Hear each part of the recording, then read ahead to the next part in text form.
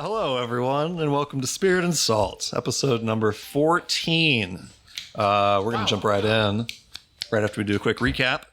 Last time on Spirit and Salt, we opened with a little bit of a flashback into Boss's history, learned some things about Boss's childhood and upbringing and past traumas, and then came back to the present day, where you guys were in Hallowhive, having come here looking for a few people, Philord Grimm, Boss's associate, and Cariso Kyo, Santi Silenziosi, smuggler that Patches needed to meet with, and Ron Nicosi, author / alchemist that was a friend of Ghost and that Morisco wants to speak to.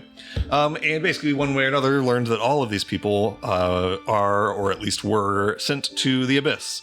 So, looking for ways to go to the Abyss, you guys visited the Fungal Canyon of Hallowhive, which is sort of a shaded area away from the main city of Amber and Hallowhive, a little bit hidden from the lamp's light, where you met with a shopkeeper / merchant named Jakraush, who you had on some authority, something of a scofflaw and ne'er-do-well.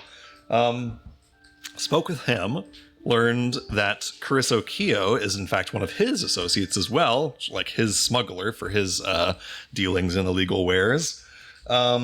And talked to him about ways to get to the Abyss. He pretty much said you could either spend like 2 or 3 days trekking through the Underdark to find it kind of brute force, or if you wanted to move quickly, time being of the essence, the really only way to do that was to go through Deep Hollow, which is a fortress on the eastern edge of Hallowhive, which protects Hallowhive from the Abyss. It is the only entrance to the Abyss from Hallowhive.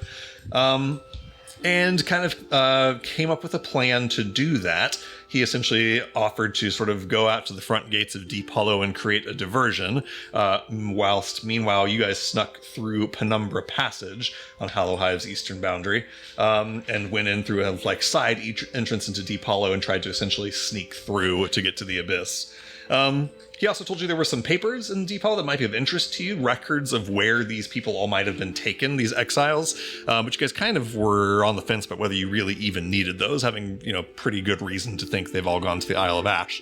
But with all that arranged, Jakraush had basically offered to pay you guys in the form of either currency or cool magic items from his collection in exchange for the service, because he very much wants Caris returned to him, either alive or a body part of hers, preferably a head. And with all those arrangements made, you guys headed over to the Crystal Wastes, where you got into very well-made disguises as Thrycreen and other various Underdark folk. And then snuck through, made your way to Penumbra Passage, spent about 2 or 3 hours trekking through Penumbra Passage, battled an awful mold monster along the way, and we left off as you guys were basically arriving right on the sort of exterior of Deep Hollow, kind of approaching from a narrow ravine off to the side, as the main entrance is out to the front, of course. You had equipped Jakraush with essentially one of your pulse code devices to just send him a beep when you're ready, so you can do that whenever you wish to do it. We'll open up right around there. Before we begin, inspirations. 1 to Morisco for refusing to stealth through Penumbra Passage out of sheer boredom. And then 1 for Patches for healing the party even after they all explicitly promised that they didn't need a rest because they wouldn't get hurt. True. With that, what do you guys want to do? You are outside of Deep Hollow. In addition, I should have recapped this as well. In addition to the plan to have Jakraush kind of create a diversion for you out front, Ghost had also offered to make a diversion of his own by creating sort of illusory monsters to draw guards outside. So you guys have a couple sort of plans in motion, but at the moment, you guys stand outside of Deep Hollow. It is this great fortress of dark gray stonework, kind of built at the bottom of a sloping ravine in the lowest and darkest corner of Hallow Hive, where the lamp's light is distant and faint. You can kind of barely see it, sort of like a sunset off in the distance. The walls are illuminated by torchlight. You can see a couple of solitary patrols kind of marching along the upper walls of the fortress, though it seems to not be especially well guarded, which is, of course, to be expected from this direction. You are approaching from the direction that Deep Hollow protects, not the direction that it protects from. But as you're kind of looking off the distance, just kind of past the perceptions, you do see a couple of guards posted on sort of the outer walls of this place. Are we... how close are we, is what I'm saying? If we pulled the trigger right now, how quickly could we be in the fort? You can see, give me a perception check, actually. You or whoever wants to do it. Whoever's proficient in perception can make a perception check, we'll say it that way. 22. 22 perception. 22 as well. 22 perception. 13. Natural 20 for 27. Hell yeah, nat 20 for 27. Natural 1 for You got 5. this. Okay. Excellent. All right, approaching, those of you who got 20 or higher can easily kind of suss this out. You see that basically you are pretty far back into kind of a ravine where you're well out of sight. There hasn't been the need for any kind of stealth check yet. But you can see, those of you with the best perception, up a ways, kind of looking through the crags ahead. And even in the darkness, you can kind of make out some details. There is essentially a side door that is sitting right underneath this guard right here who I've pinged on the map. That tower right there that he's standing on has sort of an entrance door in it. On the nat 20 perception check from Patches, you do see that there is a big padlock hanging on it. So this door presumably is locked. But that seems to be your way in. If you on Bones' question, if you just took a dead sprint towards it trying to go fast, you could get there and, probably from where you're standing right now, it might take you 3 minutes, but you could get closer and then be, 30 seconds away from it. Okay. So we've already talked this plan over. We're going to give him the signal, and then shortly after, Ghost is going to do his illusions. The next step is how do we actually get in? Many of us, I think, could probably throw a rope and climb over. We have very many good climbers, but not all of us. Do we want to do the door instead? And if so, how fast can we get a lock open? Yeah, I assumed we were taking the door. I will also just add a quick little ripple here. Patches, because it was a nat 20, a very high perception check. You can, though you don't see them from your angle, you can see, hear out front a couple more voices. There are a couple guards kind of posted on this bridge out front. They probably are not going to have an impact on your entry, but you do see them because of your good check. Or not see, but hear. So yeah, presumably looking ahead, or looking out, and Ghost, you kind of knowing the layout of this place, you would, if you took the door avenue, you could kind of pass through a door in this tower, go through, be kind of in this courtyard here, and then just, kind of head into the main entrance to this place. Which again, when you last were here, there were not guards posted at the main entrance. Right. They were all kind of on the exterior walls. I can't imagine the locks are that sophisticated. Shouldn't be a problem. Okay. I would suggest that we get as close as we can to the lock before raising any sort of alarm. As soon as we make a kerfuffle happen, the guards are not going to go away. They will be on alert. So we should, like, this guard that is posted over the door is not going to leave when we make a commotion. He'll be more alert once that happens. So we should try to be close enough to pick the door first, then make the commotion so that he is looking out while we slip under and through.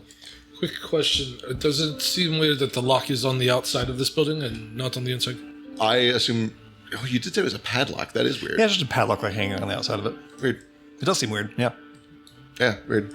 Well, the goal is to keep the Wait, abyss in. True. Right. You kind of need to think of these walls as the interiors. The goal is to keep anything inside of this courtyard inside of this courtyard and not let it out into It's like the Hollow Night's Hive. Watch castles, where they're like not Essentially, yeah. defend from the outside. Right. This castle's not designed to defend from the way you're coming. It's designed to defend from something coming out of it. So do we see another path as to like how they move around this keep to keep these locks locked, or do we see a footwalk? Patches, you rolled the best perception check, and some of the 22s probably also can do this too. Kind of just watch for a couple minutes. You guys aren't in like a minute by minute rush here.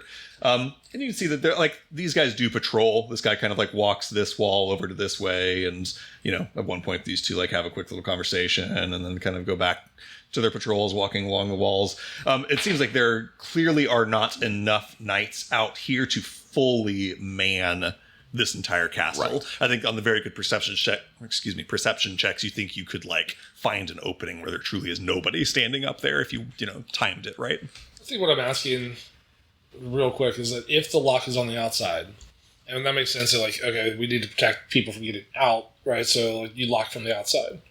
How does one walk up on like a standard patrol to check the locks from the outside? So like Is there a ramp? Or I see what you mean. ramp? I see what you mean. Is there a stairwell that like is on the exterior now, on the interior that they can easily just come down to unlock? I see what you're saying. If you would need to unlock it, you need to do so quickly. Right. I see what you're saying. And yeah, I think that each of these towers, at least the one that you're looking at, you can't quite see all of them from your position, does have a staircase that comes down sort of the outside of this wall. Again, weird to have a staircase on the outside of a wall, but it's effectively the inside. Right. So there is kind of like a battlement staircase that kind of V's down from these towers down to the exterior walls. Okay. So we don't even need to pick the lock, except we would have to jump down to the inside if we were to do that, and I'm sure not everybody wants to do that. It seems like a Quite a long fall. It seems like a protective Surely the fortress. door is faster anyway. Yeah, we'll do the door.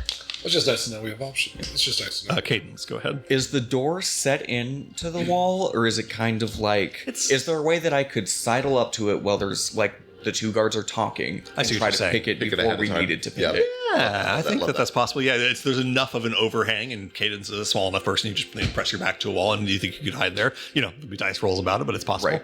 Do you want to attempt that now, or do you guys want to get I'll- your thing going first? I think it's a good idea, yeah. Okay. We'll watch and do a bird signal. Well, there's no birds down here. We'll do a bug signal if the guard comes by.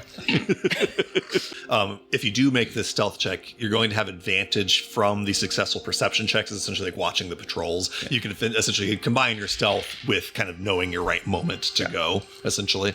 All right. Cadence, give me a stealth check with advantage to try to sneak up to this door. Okay, it is a 29. No problem. You wait till a moment where Patches kind of stands a little bit further back so he has a better view of the walls, and so does Boss with a good 22 perception check. And you go a little bit ahead, getting like as close as you can before you need to like start hiding, essentially looking around a ravine wall that goes just right up to this door.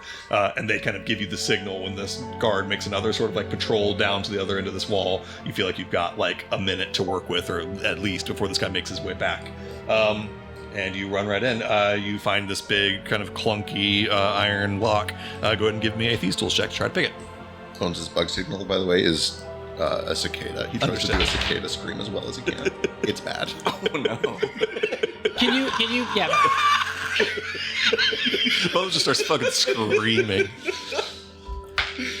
21? 21 is more than enough.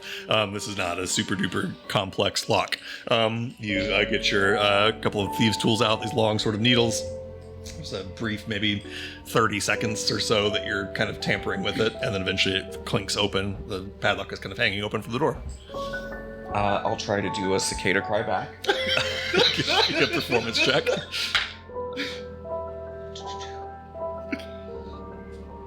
Dirty 20. So much That's better. pretty good, actually. So much better than the last one. All right, you guys have the signal from Cadence that the door is unlocked. And then you said there's a stairwell, like, right? yeah, kind of right next to you. That just I'll looks just kind of, like like, tuck into it yeah, and just wait kind for of them to get here. Get sort of hidden, pressed up against it, carrying that same stealth check. All right, now it's all you, Ghost. I will say, has someone signaled Crouch, or is that happening later? I think that's happening like right before Ghost does his illusion. We signal Drakrush to come up, so the Okay. illusion happens while Drakrush is there. I think that's what we talked about. Oh, we're signaling him. I thought he was just doing his thing.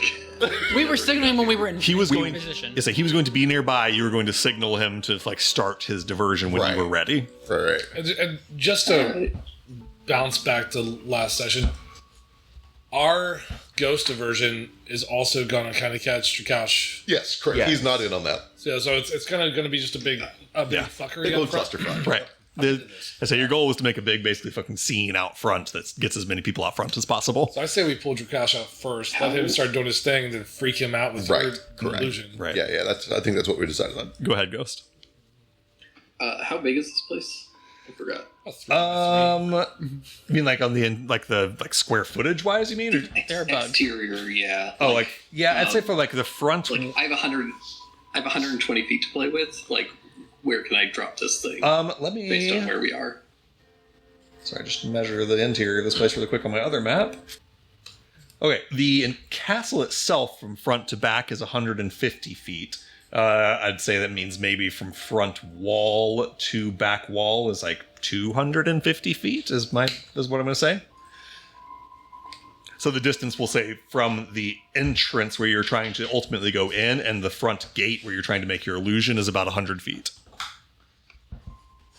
Okay, and where are we currently? You are currently off to the sort of the southeast and sort of like some hills. At the moment, from your position, you can't see that out front is also part of an issue you're going to face here. You could potentially overcome that by just sort of climbing up a wall or something with at the moment from just standing ground level, nestled into these sort of ravine walls as you are, you can't like see out front from where you're currently standing.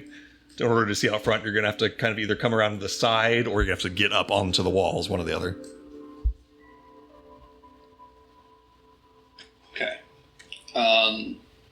If I go down to around here, Uh-huh.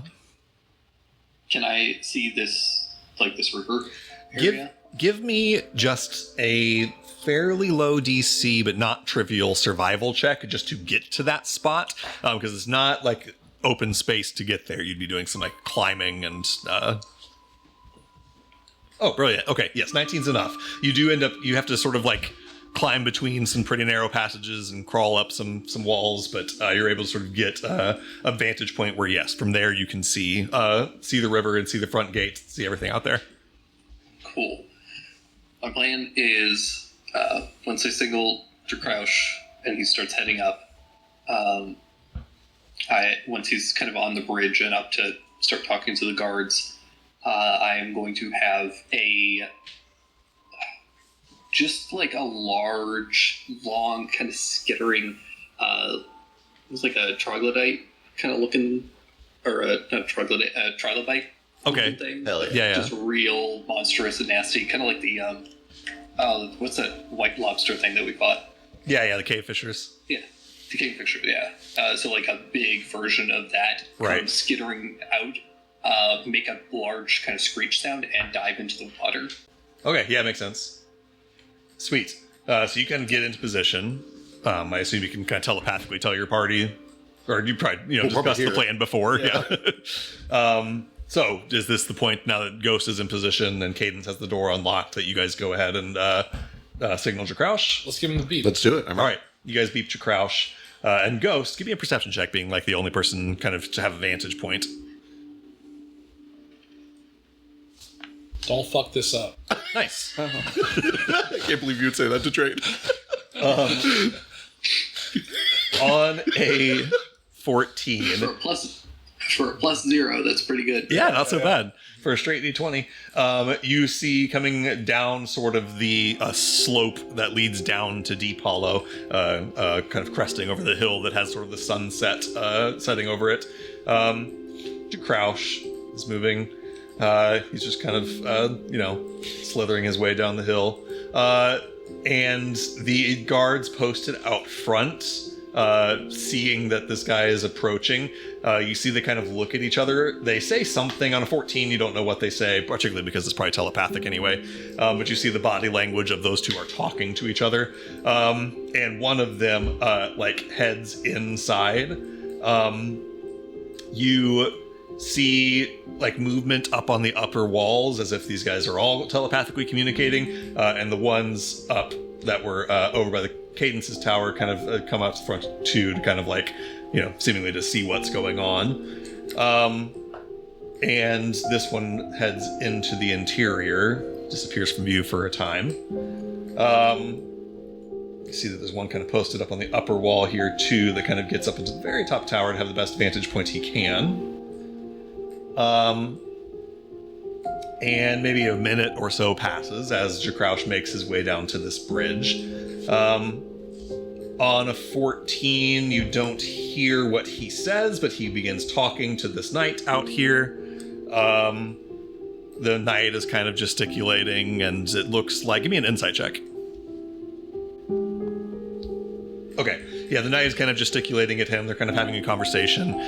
You do see on the 14 that as Jakraush approaches, the knight draws a sword and stands there in an obviously attempt to be intimidating. And as they continue their conversation, another minute goes by. And then you guys see that coming from inside... actually, you guys don't see this, only Ghost sees this from his elevated vantage point. Comes the guy who went inside, along with one other guy, as well as Captain Cirque. This described him last time. He's a tiny little, kind of, snub-nosed white kobold, sort of frills of white horns, kind of albino. He's got red, pink eyes. Stands only about 4 feet tall, so his knights are sort of towering over him a little bit, but he comes out with this big, giant, nasty, Sauron-looking morning star attached to his hip, and this big, heavy black armor kind of starts stomping out to the front. And eventually, the gates out front sort of open. Captain Cirque steps out onto the bridge, accompanied by 3 of these knights, who sort of line up behind him. And then, even on a 10 insight check, you can't... on the 14 perception, you can't hear their exact words, but you start to hear raised voices. Cirque is clearly yelling at Jakraush. He's raising his voice at Jakraush, being quite loud, and clearly the energy is hostile. Cirque is yelling at him, essentially. He points up the hill and essentially telling Jakraush to get the fuck out of here. Seems to be the energy of the conversation, at least, though you don't quite make out the words. At this point, the direction, just based on what Jakraush has done, the direction is kind of pulled out front as much as it's going to be for the moment. Is this the time at which you would like to strike? Oh, yeah. Lovely. What's the spell you cast? Let me see. It's just a major image. It's just a major image. Major image? Yeah, are we level 5? Just a little major image. Okay. You cast this spell. You're far enough away that I don't need any kind of stealthy spellcasting check. They're not going to hear you over the yelling, arguing that's going on down there. And go ahead and describe it again. What happens out here with this beast that shows up? Where does it show up from? What does it do? Yeah, so, actually, are there any, caves or, cliffs on the opposite side of this river? Yeah, totally. You see some over there. Cool. Then, in that case, I am going to have this thing come skittering out. Looks like a giant cave fissure, but maybe a little bit more abyss-like, some extra thorns. It's got some, just dark carapace. Just looks a little bit mutated and fucked up. It comes, splashes into the water, and then skitters across the river, climbs up the ledge, and I'm going to have it make a loud kind of screech. Hell yeah. And skitter off into the into some of the cliffs and kind of caves so that it gets out of line of sight, and then I'm going to kind of drop that illusion. Still maintaining concentration on the spell, but Okay. drop that spell. Or that In that first like 30 seconds, this thing appears, kind of crawling out of a cave nearby. Let me see who's the first to see it, just out of sheer curiosity. Okay, kind of makes sense.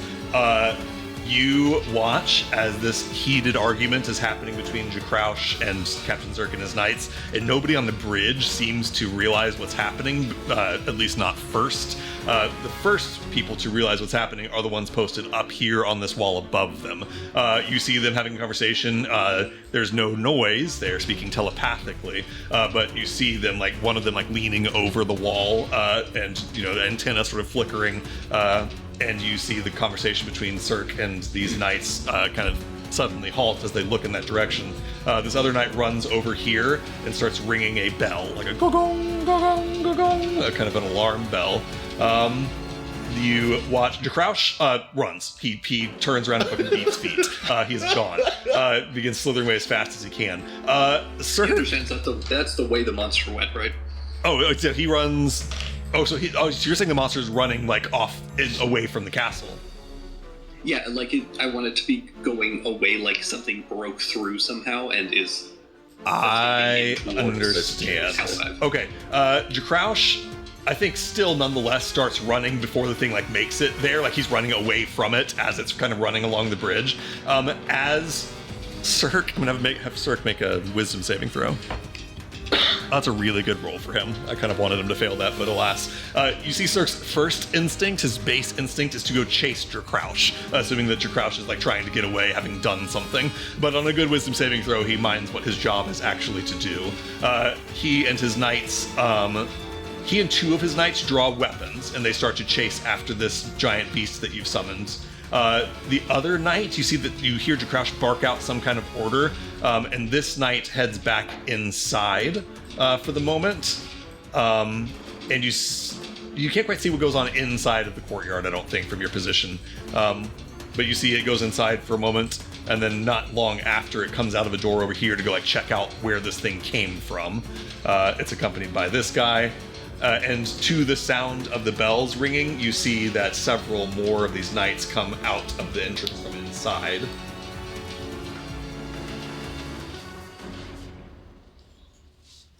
And a couple of these start running towards Jakraush and the other knights. A couple start heading, as these guys did, to go check out where this thing came from. That all, I've described a lot happening. All of that happens in the space of like, 90 seconds or so. During that time, I'm going to jump to the rest of the party. Is this where you move? This is where we at least making sure that the guard has left to go check it out. We Yes. try to slip up to the door and hide under the archway with the unlocked door. Okay. I assume Is there still the one on the high? That one seems to be staying there. Right. So there's still potentially a chance that he sees you. Right. So what I do need from everyone that's running up to this door is a stealth check with advantage, essentially from this version creating a cover for you. It's just a group check. I just need more successes than failures. Already counting Cadence as one success. 21. 21 is a success. 20 is a success. 20 is a success. Net 20 for 23. Nat 20 for 23 is a success. Marble. 13. 13 may have been a success anyway. It doesn't matter at this point. So you guys all you find a moment when there's enough commotion to all sort of run up and meet up with Cadence. Perfect. So you guys are at this door. Cadence has it unlocked. You see that like some people have come out from inside, and there's a bunch of hullabaloo out front. Right. Ghost, what is your next move? You see that Zerk and a couple of knights are chasing after this monster. They're kind of keeping pace with it. What's your next move? Oh, I dropped that image. The second it gets around a corner somewhere, I Okay. drop the illusion. Let's give me a what do I want to call this? Give me a investigation check. This is to find a place to make your illusion disappear that seems like it hid, not that it just truly disappeared. Does that make sense? Have you ever like been going to squish a spider or a centipede and it just slips out of your sight and is gone? Absolutely. That's this, but Yes. terrible. and worse So because it's much like larger. 20 Oh yeah. Right. Because this beast is so big, I'm going to require a check to make it like look like it hid naturally and not just it disappeared. Oh, 21 is nice. great. Very nice. Love to see. Yeah, you make this thing essentially run around this tower right here. These guys go to follow it around the tower, and I think you make it maybe even like go all the way around and splash into the water. And at the time that it splashes into the water, it just like disappears. You see that Cirque and a couple of these knights are standing by the edge of the water, and Cirque seems averse to the idea of jumping into the water. The three of them start kind of yelling across the way, like, do you see where it came from, whatever. So now what's your move, Ghost? Okay, now I slip back to the party. All right. Find them gone, and I am going to press myself up against the rocks here, kind of remanifesting the illusion. I'm going to just like essentially press myself up against the rock and then have a little like 1-inch layer of this illusion just look like the stone behind me in front of me. Beautiful. So I'm just creating a little like barrier that looks like stone as I walk back up to the door with them. Excellent. I'm not even going to make you roll for it because there's already been, 6 successes out of the 7 of you, or 5 successes at least out of the 7 of you. So you easily make your way up with everybody else. The rest of you, I don't know what your guys' perceptions are. It's the quietest chaos I've ever seen.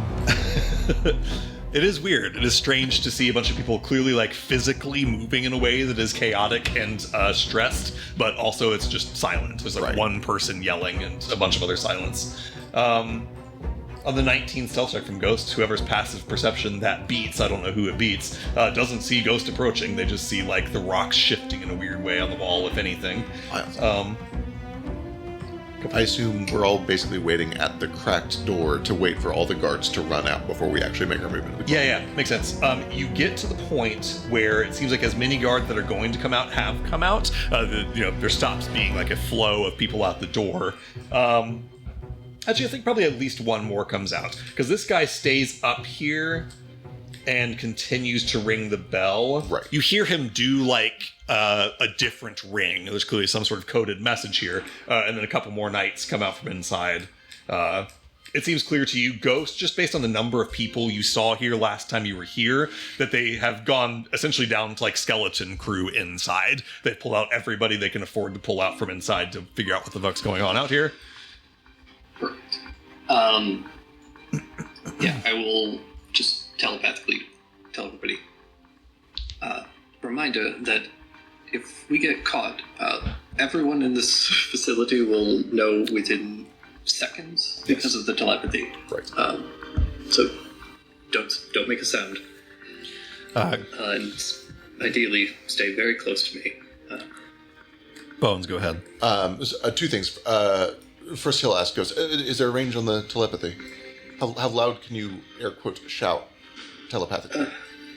For most of us, about 120 feet. Okay, not bad. Which is, a good chunk of the facility, pretty much the entire thing for anybody standing in the center. Right. Okay. And it goes through walls and things. Oh, yes, everything. Okay. The second thing is just in his own mind. He's listening to the bell being rung and learning. He's memorizing that pattern. So when he hears a different pattern, he can be like, "Oh, that must be the Hell yeah, that's the all's well bell." Yeah, give me a perception check. Sure. Just to memorize that. Investigation's fine if it's better for you. About the same. In fact, I didn't. 16. 16. Okay, cool. Yep, you're pretty sure you've got down at least the initial one, and we need more people out here. One. Cool. Okay. Now, for this next just dart from the tower you're in to this entrance, you are kind of going through just like an open courtyard, and there does remain one guy up here who is kind of just keeping like a general watch. Right. So this is not automatic. There is... Sorry, go ahead. Is that door raised? No, it is open. No, it is on the map, but... It is open. Okay, but it is like on a raised platform? Oh, yeah, let's say it is. Sure. Okay. Shit. Yeah, since it says it is, let's just go with what it says there. Wait, are you saying that you didn't make this map? Incarnate made this map with my help. So I will just tell everybody, hold on to my tail. Stay close. All right. Isn't your tail? each one of you guys grab 2 or 3 of these awful vestigial limbs. It goes to... do you have a plan? Are you like shrouding everybody in some more illusory stuff? Yeah, I'm kind of still maintaining concentration on the major image, I'm going to repurpose it and just create a little bubble that essentially like just mimics the terrain around us. So I'm going to guide everybody kind of like along the wall at first, so that it just looks like a wall. And like anybody paying attention will see the wall is like a little bit thicker in one area, but Right. just use that to kind of skirt around, and then we're just gonna have to kind of make a mad dash to get inside. Okay, makes sense. Go ahead and roll me. Let's do another group stealth check. You all have advantage from Ghost essentially helping you with this illusion. 18 from Ghost is a success. 22 from Morisco is a success. Bones? 10? Failure. Failure from Patches. 21. 21 is a success. 28. 20 is a success. 15. 15 is maybe borderline, but you've got 4 successes, 3 failures, even if you fail. So you guys make it across, seemingly unspotted, kind of taking a moment when the guy up in the watchtower is maybe not looking directly at this courtyard, moving just kind of like a weird shimmering or shifting on the ground, from his perspective anyway. I don't think they saw us, guys. Shut up! Shut up! Shut I'm up! kidding. And with that, you guys make it inside of Deep Hollow.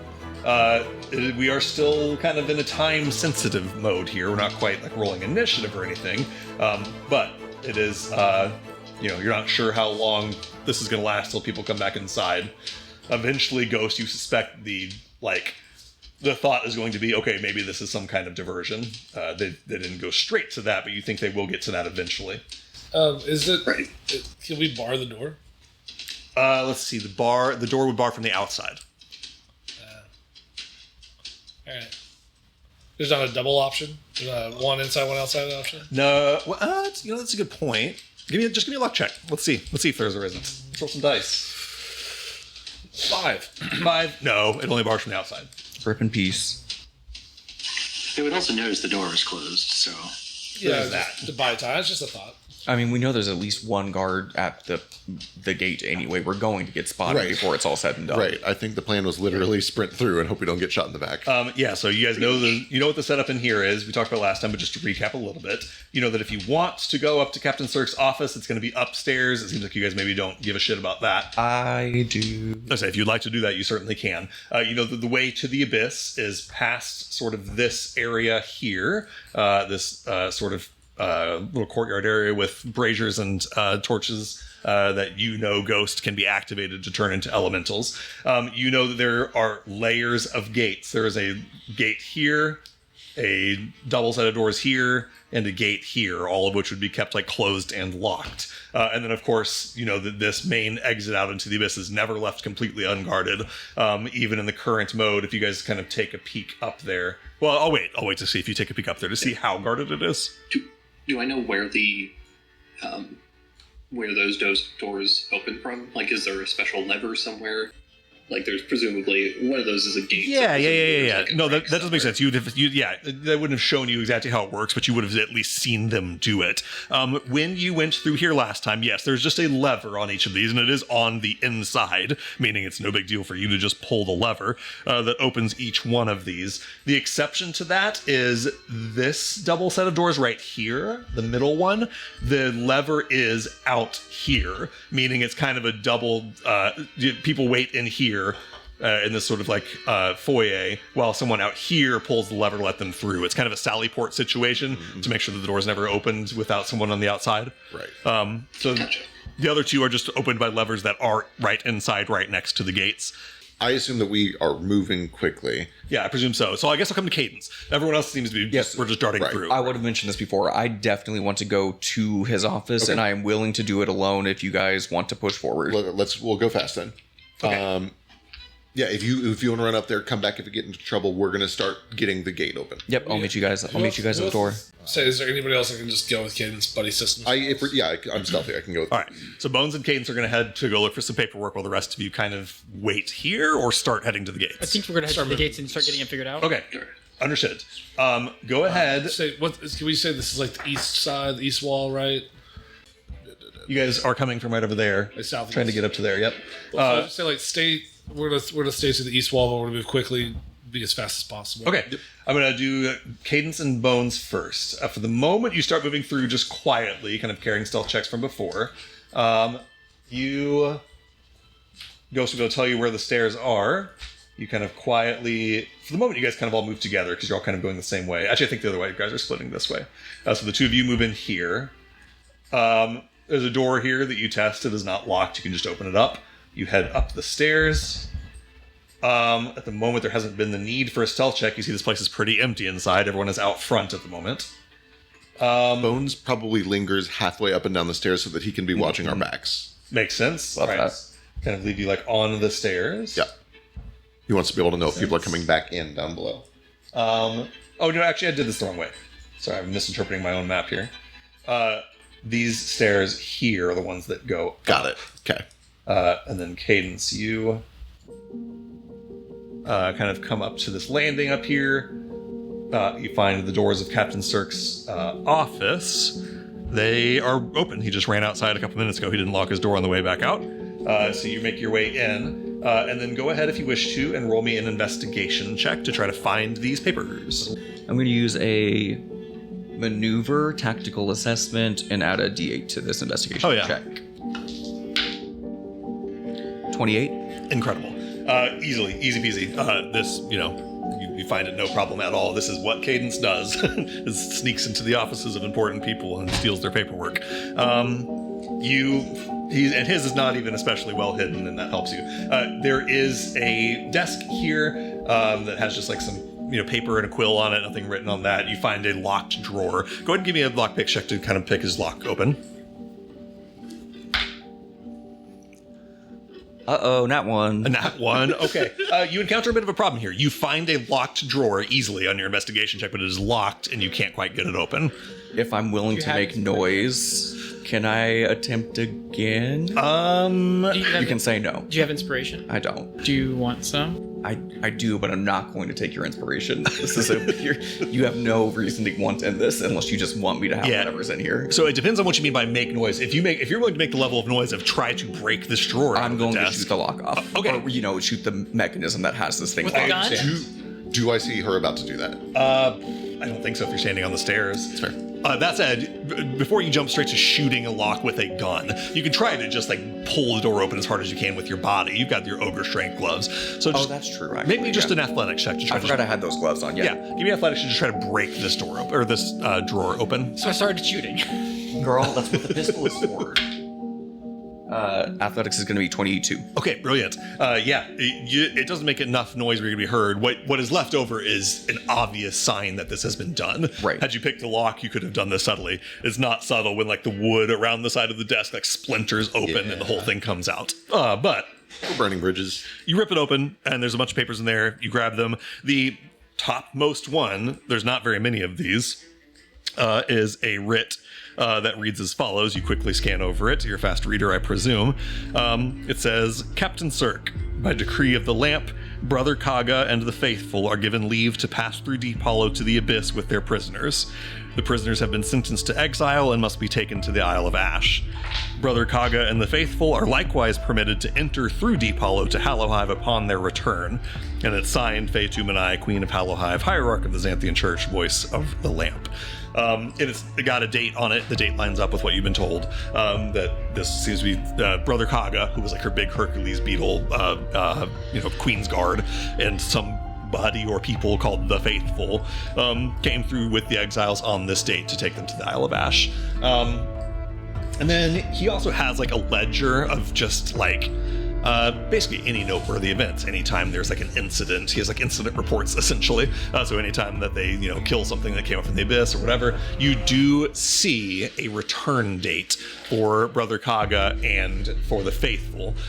They came back the day after they went down, and there's no times on them, so it's a little unclear how that could be 2 hours or it could be 47 hours. But within the space of 2 days, they both went to the Abyss with their exiles and returned. Okay. And then beyond that, I don't know how much of this is of interest to Cadence, but you find other records of various comings and goings through Deep Hollow. You find various incident reports of things happening. You find an incident report that Captain Zirk wrote essentially saying that Jakraush came here and very bold-faced and under no particular false pretense tried to sell a bunch of drugs to his knights. And that he essentially told him to fuck off and never come back here. And that was a number of weeks ago. So there's that. So is there anything else specific that you are looking for here? I am looking for, is there any record of who and why people are sent to the abyss? I'm looking for a pattern. Who are they sending to the abyss? Understood. Instead of just... Yeah, you look through the next few pages of other records of people being sent through. And I'm willing to just grab this and do this in the abyss if I feel like I'm running out of time. Yeah, you do. The time is of the essence. So we'll say you grab the papers for now. You find the one most important one, and then you kind of... I do reach into my handy haversack or whatever it is in this system, and I pull out Pavlo's ID that I took off his corpse. Love it. And I just kind of throw it somewhere on the ground like it fell out of his pocket. Oh, and interesting. I leave. Okay.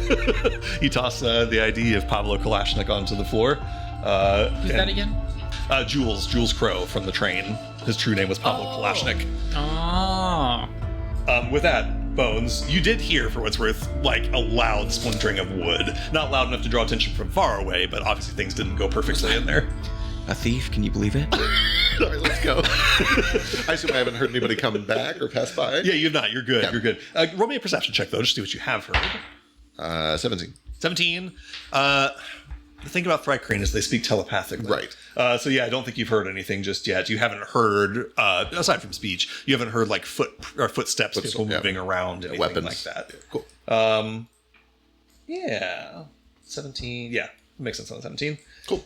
Now you can follow the path that the others have taken along the east wall. Okay, so in the meantime, the rest of you kind of start moving along the east wall of this place.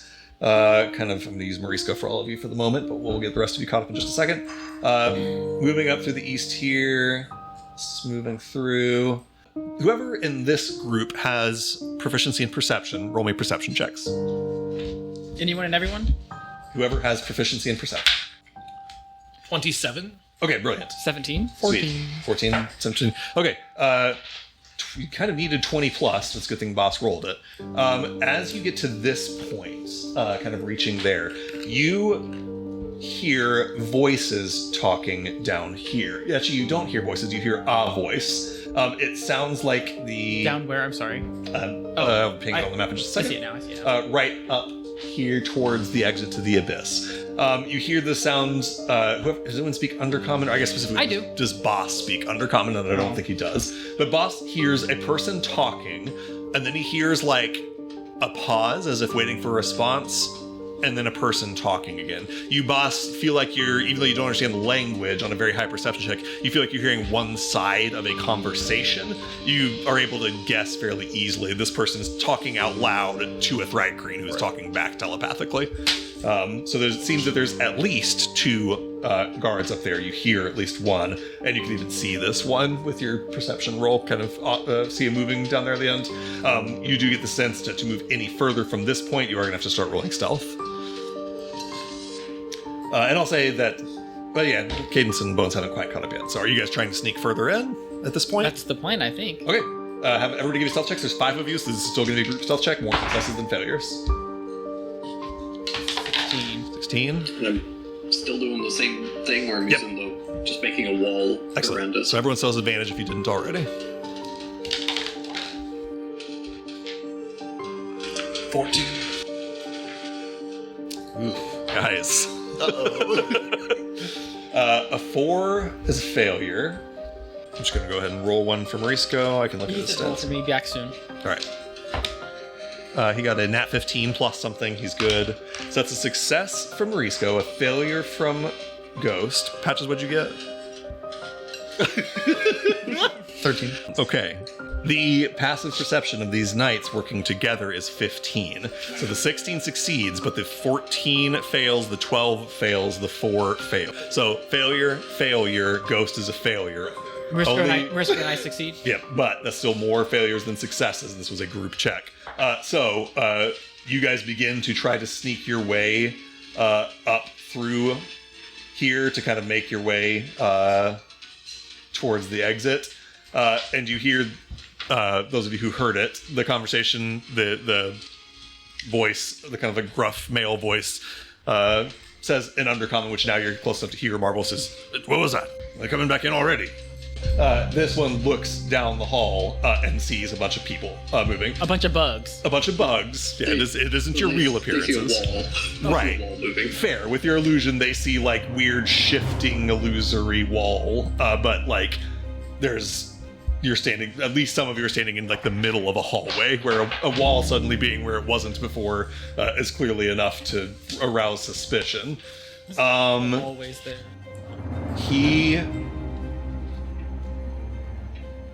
He reaches over behind him right here, where there's a little alcove in the wall. There's a rope hanging there, and he goes to start pulling on this rope, and outside you hear a new bell. You hear a new series of bell tones being rung All right. as this guard is ringing bells. Probably fuck Did we stealth not and have run. time to Yeah, do something before it is run. Not based on failing your stealth checks. You can do something now, but you didn't have time to stop him from doing that with the failed stealth check. However, you can now act to do Do I something if you wish to. succeed? It was a group check. You succeed or fail alone or together, not one by one. At this point, we have given up stealth and are full sprinting. Yes. Okay. Can I investigate the mechanism? See, like you said that I know that the ghost has like an idea of like what needs to be pulled. Like, do Once you get a little closer, you can if you wish to. It's not complicated, though. Ghost has already told you. Oh, okay. Basically, I'll zoom you guys in here a little bit so you can see better. There's a series of 3 gates. There's this gate, this heavy set of double doors, and this gate. This gate, the bottommost one, just has a lever that you guys can just pull and it'll open. The same is true of this gate here. It just has a lever that you can pull and it'll open. This door in the middle, the lever is out here, such that someone will have to be out there to open it. So we have to run past the Don't be a elemental bitch. statues. Presumably. and someone also has to pull the lever. Unless we have a way to pull the lever without being there. There's very, very little time to discuss. I'm going to jump for a second to Cadence and Bones. Yeah. You guys hear the bell start ringing out front, a new ring. So we have been told the floor plan ahead of time. We need to go down the middle so we can get through the gate. So I assume we start going through the middle to Right. open up the first gate. Okay, lovely. You guys begin running through the middle. There's a series of doors here that you can just push right open, unlock gates and stuff. You guys eventually make it to here. Those of you out front start to, or those of you up to the side see Cadence and Bones kind of run into this room here. Okay, the bell starts ringing. It's only been a number of seconds. Go ahead, Marble. Can you show me where? Can we see where both of them are, or no? Both of Both of the. you have not yet seen where the other one is. He doesn't seem to be down this way, if that makes sense. Gotcha. You've not seen him yet as you look around for him. Bones goes the long way around the outside of this brazier area. Okay. Like around here? Around the east side. Looping around. So, like, passing by the party. You know, he's I not see coming what through you're the saying. middle of the room, is what I'm I see what you're saying. I see what you're saying. Like over here, kind of. Yeah, exactly. He's just not going through the middle of the room. Understood. Yeah, Cadence, the elementals you are. can Yeah, probably. Yep. Okay. Yeah, it seems silly to. in the time that it takes you guys to get caught up with each other. Or sorry, Ghost, did you have something sound like you were saying something? Yeah, I'll cast Fireball. Okay. So I verbally incant Fireball, but because I don't know how to cast Fireball, I'm going to change the illusion to essentially cause these two walls here to essentially start to look like they are melting like lava and just cave the whole hallway in. Incredible. Now, let me clarify. So now, Fiery magma. hell yes. Now, let me just clarify, because you said that you cast Fireball jokingly. Are you actually doing out loud, like, fake spellcraft to make it look like a spell has been cast? Or are you just making lava show up? Okay, go ahead and give me... To sound like a spell has been cast. Yeah, give me a deception check. Yes, you can do Arcana if it's better. I presume it is. Certainly is. So like basically just fake the verbal components of the fireball. Okay, 15 is good to defeat these guys' insight. This guy, from his perspective, is over here ringing a bell. He sees like weird shifting magic down here of some sort of. He doesn't know what it is yet. He hasn't had time to investigate for illusion. And then all of a sudden, there's the sound of spell casting, and then there is a lava explosion. The wall starts melting in. You hear him shout out, "Turn on the elementals!" You guys who rolled high on perception start to hear footsteps coming from this way. A knight kind of appears in this door over here. This one being a big Thrycreen as opposed to a dwarf like this other guy. And this guy, plainly, I think, sees Cadence and Bones. He speaks a word in Primordial, and you watch as a few of these statues that are holding torches, the fire from their torches leaps up to their eyes and to their faces and sort of brings like light to their eyes, and these like fiery hair erupts from their heads as a handful of these statues come to life. And then erupting out of the central brazier, a huge, like 12-foot tall giant made out of molten stone and fire erupts from the brazier. I think it's time to roll initiative. I don't see any other way to get through this. This is going to be the very fastest combat that we've ever done. All right, let's at least do initiative for it, though. And friends at home, we're going to roll initiative. We'll be right back.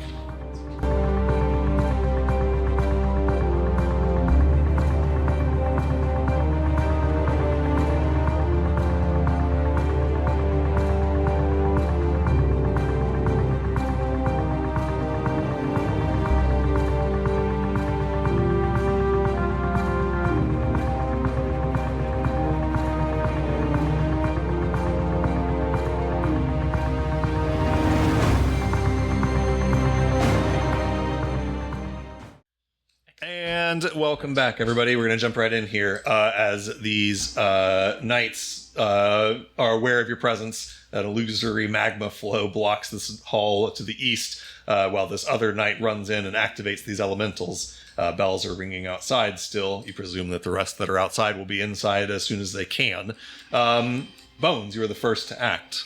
Okay, wonderful. Fast hands. I pull out one of the beads of dryness, which contains a large swimming pool amount of water in it. Oh, right. Yeah. That. Yeah. And I chuck it right in the middle of all of those elements. Outstanding. There's nothing, these are not like actual true fire elementals. There's nothing in their stat block that says that they are impacted by water, but it makes good, clean, fun sense to me that they would be affected by it, at least in some way. You unleash a swimming pool's amount of water in here. Here's what I think I'm going to say.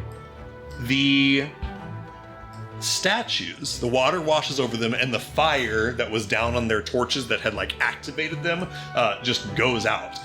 These ones just become statues again. The sense that you get is this knight is going to have to now reactivate them, which is going to take its action. Okay. You've essentially like KO'd them, but they can be reactivated. So essentially, someone's gonna have to come back and light the torches on these statues and then speak their command word, and it'll activate them. Perfect. Love it. The other one is not a statue, it's like a big hulking magma situation. I'm gonna have it roll a Constitution saving throw.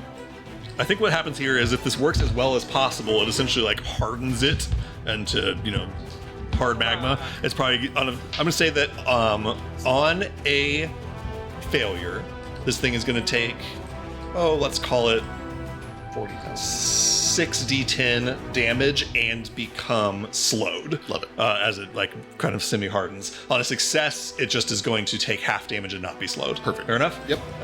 Con save for this thing is real good. Let's say this is DC 12. Actually, let's make it harder than that. DC 15. I'll roll in front of the board. It adds +8. That's it, 20. All right, total of 20. It succeeds. Give me 6d10 damage, which it takes half of. 27. 27 points of damage is halved to 13 points of damage. You see that as the water washes over this thing, for a moment the fire like sizzles out and it becomes hard, but then you see it just like flexes and the fire roars back out of it again. However, the statues become essentially disanimated. Inert. They're inert and will have to be reactivated, which is going to be kind of a process.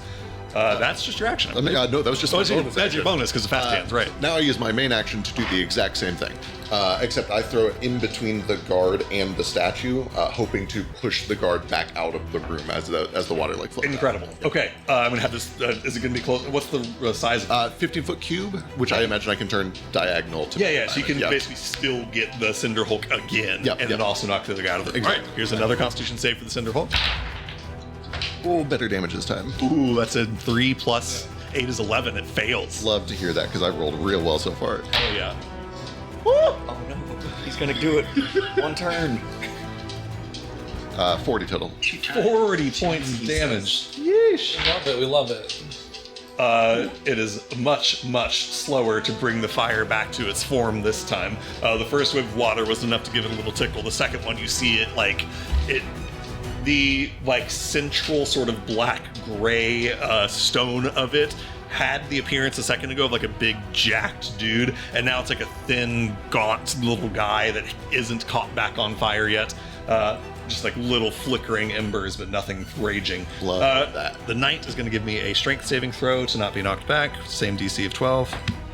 Oh, that's a nat 19. The knight is good. I'm going to say that it gets pushed back like 5 feet, but not knocked prone on a successful saving throw. Perfect. I imagine this entire room is at least for a moment difficult terrain. Yeah, I'd say like at least this side of the room, certainly. And the water moves fast, so. Right.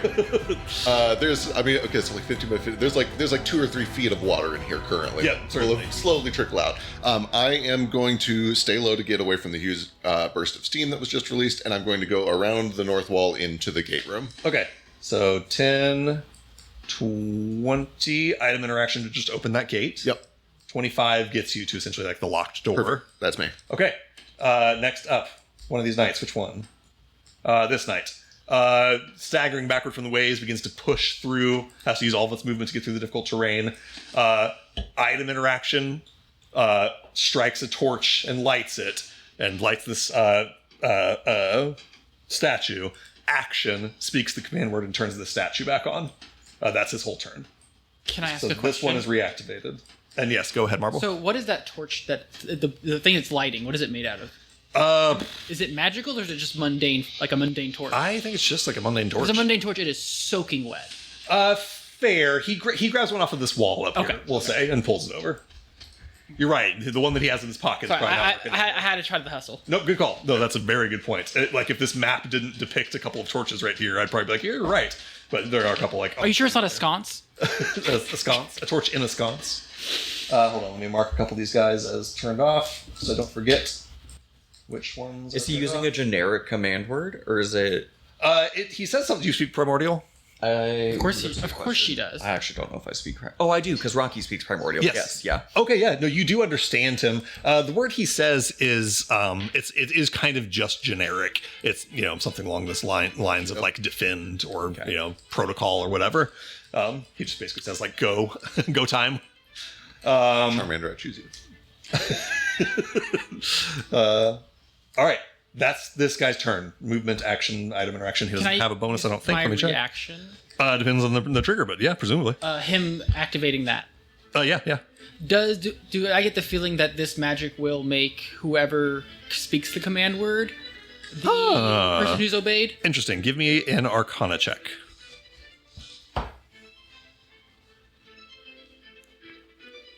18? 18? I think your guess. I'm going to say you're not 100% sure of this on an 18. Artificers by some chance. I think Arcana is what makes the most sense for this particular thing. Is you're trying to suss out like a command word. That said, I think 18 is good enough to tell. You get the sense that this thing has one pre-programmed thing that it does. All this guy did was flip a switch that said like, go do the thing that you do. It seems fairly simple. I don't think you're sure if the simple thing that it does is like obey me, or if it's like fight anyone here that's not a Deep Hollow Knight. You know what I mean? So you get the sense whatever the command is fairly simple, but you're not sure exactly what the command is that it does. This knight does not have any bonus actions, so that is the end of its turn. Patches, you are up. Things couldn't possibly get any worse. It's true. So I'll just wander. Okay, where are you putting it? Just kind of in the middle-ish. Okay, just kind of like right on top of Mr. Cinderhulk? Yeah. Okay, give me your D100. Maybe a fireball and light all of them back on fire.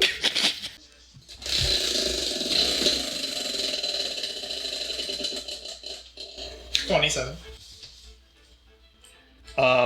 This room is filled with steam from the immense amount of heat that was just suddenly swashed up by this water. The water is sort of flowing out around your feet and ankles.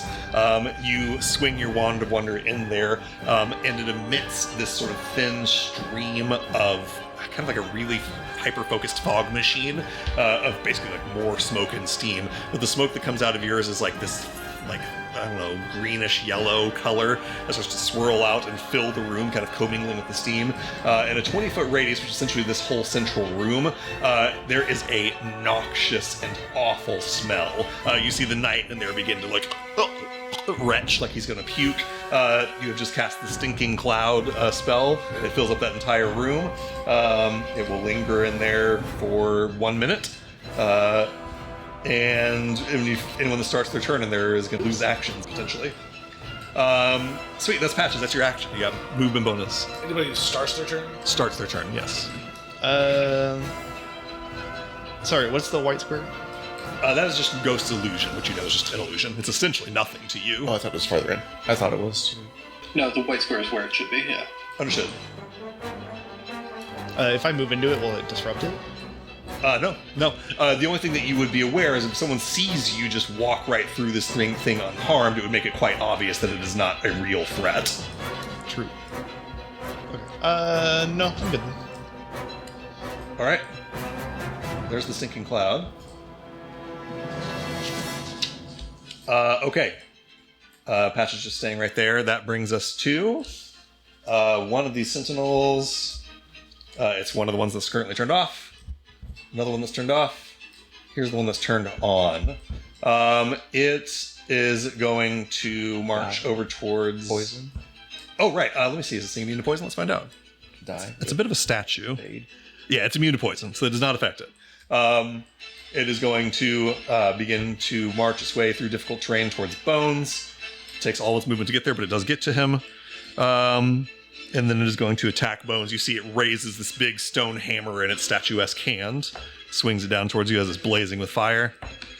That's a big old hit, 24. Bones, you take 8 points of bludgeoning damage and 1 point of fire damage. So a total of 9 points. Got it. And then it stays right there. You see, as it walks through this water, the water that it steps through is like boiling as this thing's body is incredibly hot and emitting an incredible amount of heat. At the end of its turn, each creature within 5 feet of it takes, which is just Bones. Ooh, Jesus, 9 more points of fire damage. So That one I will absorb elements. okay, so it's a high roll on a d10. So you only take what, 4? Yeah, 4. Cool. Some of this heat wraps itself around your rifle or your knife, whichever one you're using here. Okay, that is it for that one. Cadence, you're up. I really want to help Bones because he's gonna die, but I don't know the best way to do that. It's the only thing I have. Right. Since it's difficult terrain, I'm just gonna aim at the Cinder Hulk and I'm gonna shoot it. Okay. 23 to hit? Did you already roll with advantage? Oh, you do not need to aim because it is slowed. Your attack already has advantage. So okay. save your bonus action. Okay. 23 does hit. Okay, perfect. 31 points of piercing damage. Jesus. Cadence, I would invite you to walk over here and look, but that's a lot of work. It has 31 hit points remaining. Yeah, I'll look at where Bones just did all that work on it, and I'll just find where it was like all fiery. There's just like a little crack where all the fires recede, and I'll just shoot right into it. Hell yeah. It like opens this big gaping mouth towards you. You see just the faintest ember in the back of its throat. You line up a shot, shoot a bullet right down the back of its throat. It explodes in a fiery sort of burst of it's like crackling embers and smoke. No one is close enough for it to hurt them right now, but you do see that left over in the wake of its death, there is another sort of danger area. Right here. That is sort of like a swirling cloud of embers and smoke and fire. And did not affect the knight. Night is not quite in it. It doesn't. Actually, it doesn't affect them when it happens anyway. It just leaves an area behind. Does it like obscure vision? Let's see here. Yes, there is heavily obscured. So actually, the Knight can't see you right now, nor can you see him. You are fully clouded by that. The stinking cloud might also obscure. I don't know, but either way, you are definitely obscured. I guess just because we want to know. Yeah, actually, the whole Stinking Cloud is also heavily obscured, so you guys really can't even see through that chamber right now. It's such a mess. There's the Stinking Cloud, there's steam, and there's the cinder. There's like a green, putrid yellow. Yeah, smoke. it smells You see like- a flick of light, like fire. And Yeah, Yeah, I'm not going in absolutely there. nasty in there. Not going Not a good place Good to be thing the right stinking cloud's not flammable. now. All right, Kate, so that's just your action. You still have your bonus because you did not need to aim because it was slowed. Right. I'll bonus action. Actually, I'm going to do it in this order. I'll freebie. I know it probably doesn't do anything, but in Primordial, I'll shout out deactivate and just see what happens. I assume nothing because I don't have an action to use. Yeah, give me a investigation check.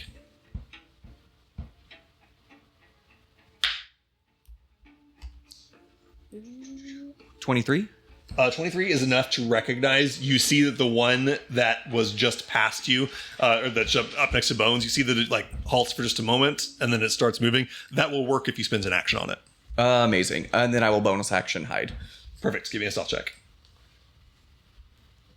Don't even need to move to do so because you're heavily obscured by this fucking room. 13. 13. Okay. All right. That is it for Cadence's turn. Real quick before we get any further, let me get a luck check for the group, which I assume Patches will do because he's our luck check guy. This is for how long it's going to be till like reinforcements come from outside. Does he want higher or lower? You want higher, but it's better for you.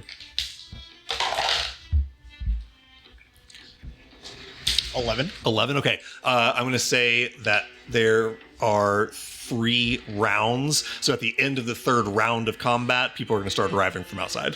So you're nowhere near that right now, but just so I've said that out loud. Deep Hollow Knight up here ringing the bell. It's only been ringing the bell for like a few seconds. I think it wants to stay there and continue ringing the bell. At least for the moment.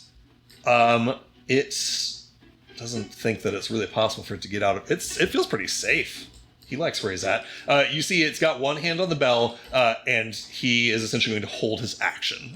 To do what? You're not quite sure. That brings it to Marble. My turn? It is Marble's turn. I rolled a 3. Yes, it's... oh, you rolled a 3? I think Yeah. it's 6 for some reason. I rolled a 3. Okay, I'm sorry. That brings it to Boss's turn, then. well, this is a predicament. You are in a bit of a predicament, yes.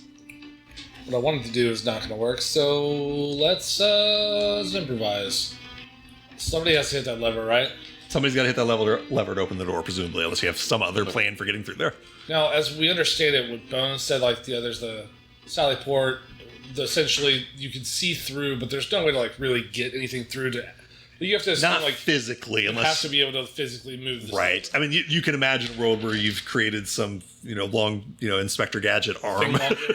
Yeah, thing longer. But yeah, it's certainly not open enough to reach an arm through and do it. I'm going for it, man. I mean, I will say, just this, I guess this affects people's choices. This is a lever that has to be like held down to open it, and when it is released, the door closes again. As in, like, it's got to be held open while people pass through. Does that make sense? Yeah. So, fuck. That's that could be overcome by just hanging something heavy from it or whatever. But just so you know, that is an That issue. makes sense. I don't have anything heavy. Or jamming it open somehow. Can I free action say something? Of course, yeah, yes. Conversations are always free, unless they I get got out of it. hand. Okay. All right, Marble's got it. Cool. So I'm gonna run into a noxious cloud of fire, ash, and steam. Come join the water's great. Outstanding. Hot tub in here. Hot tub! Yeah. Can I actually hold on? I might be able to. So you can avoid the worst of it, I think. Yeah. If you're trying to just get up to basically near Bones, you can go 5, 10, 15, 20 is where you start getting into the stinking cloud. I didn't start my turn there. No, I'm just like seeing when it happens even. You'll be fine. Okay, actually, a creature that is completely within the cloud at the start of its turn must make the save. It says nothing about when you enter it on your turn. He also, it says completely, if he has a trunk, he can just stick his nose out. Well, yeah, if he's close to the edge. So yeah, actually, boss, as long as you don't like end your turn completely in this cloud, it's not going to affect you. Can I push out of it then? Yeah. So if you go like 5, 10, 15, kind of squeeze through these statues, 20, 25, 30 gets you there, and now you're no longer completely in the cloud. Let's do it. You have to kind of hold your trunk a little bit as you go through this noxious cloud, but you avoid the sort of fiery part of this thing and just go through the stinky part of it. Cool. I don't mind the stink as much as the fire hurts. Right. Stinks just sucks. Cool. You know what? I'm gonna run straight into it. Yeah. I say honestly, I think you probably don't know that that's there until you get there. Like, oh shit, you can't see through the cloud. Are both clouds heavily? Both clouds are heavily obscured. Yeah, You can't see through either of these clouds. So. That's funny. Okay, so I get up there. I'm just gonna hit it with chilling spray. Okay, cool. Like I like the idea of like popping through. But fuck. Oh shit, yeah. Okay, what kind of save are we talking? Yeesh. Con. Constitution saving throw. That is a 13, which I think fails. Fails. 6 points and slowed till the end of its next turn. Outstanding. That's right in front of us. Slowed is more than just speed. That's good. Slowed is like hurts its like advantage on attacks and other stuff too. Cool. Bonus action. Throw up stone form. Okay. Stones start whipping up around you. I think you just deal 3 points of bludgeoning damage, right? Creatures that must succeed on a dex saving throw or take bludgeoning damage equal to 2 times my proficiency. Okay, dexterity save. 6. That is a really good roll, a nat 18 for 19. Yeah. So it does still takes. Is it half or is it none? Didn't say anything about Okay, cool. All right. These rocks start to burst up from the floor around you, swirling around you. Big chunks of the gray stone this place is made out of. This creature has disadvantage on dexterity saving throws because of being slowed. Done. So let's see.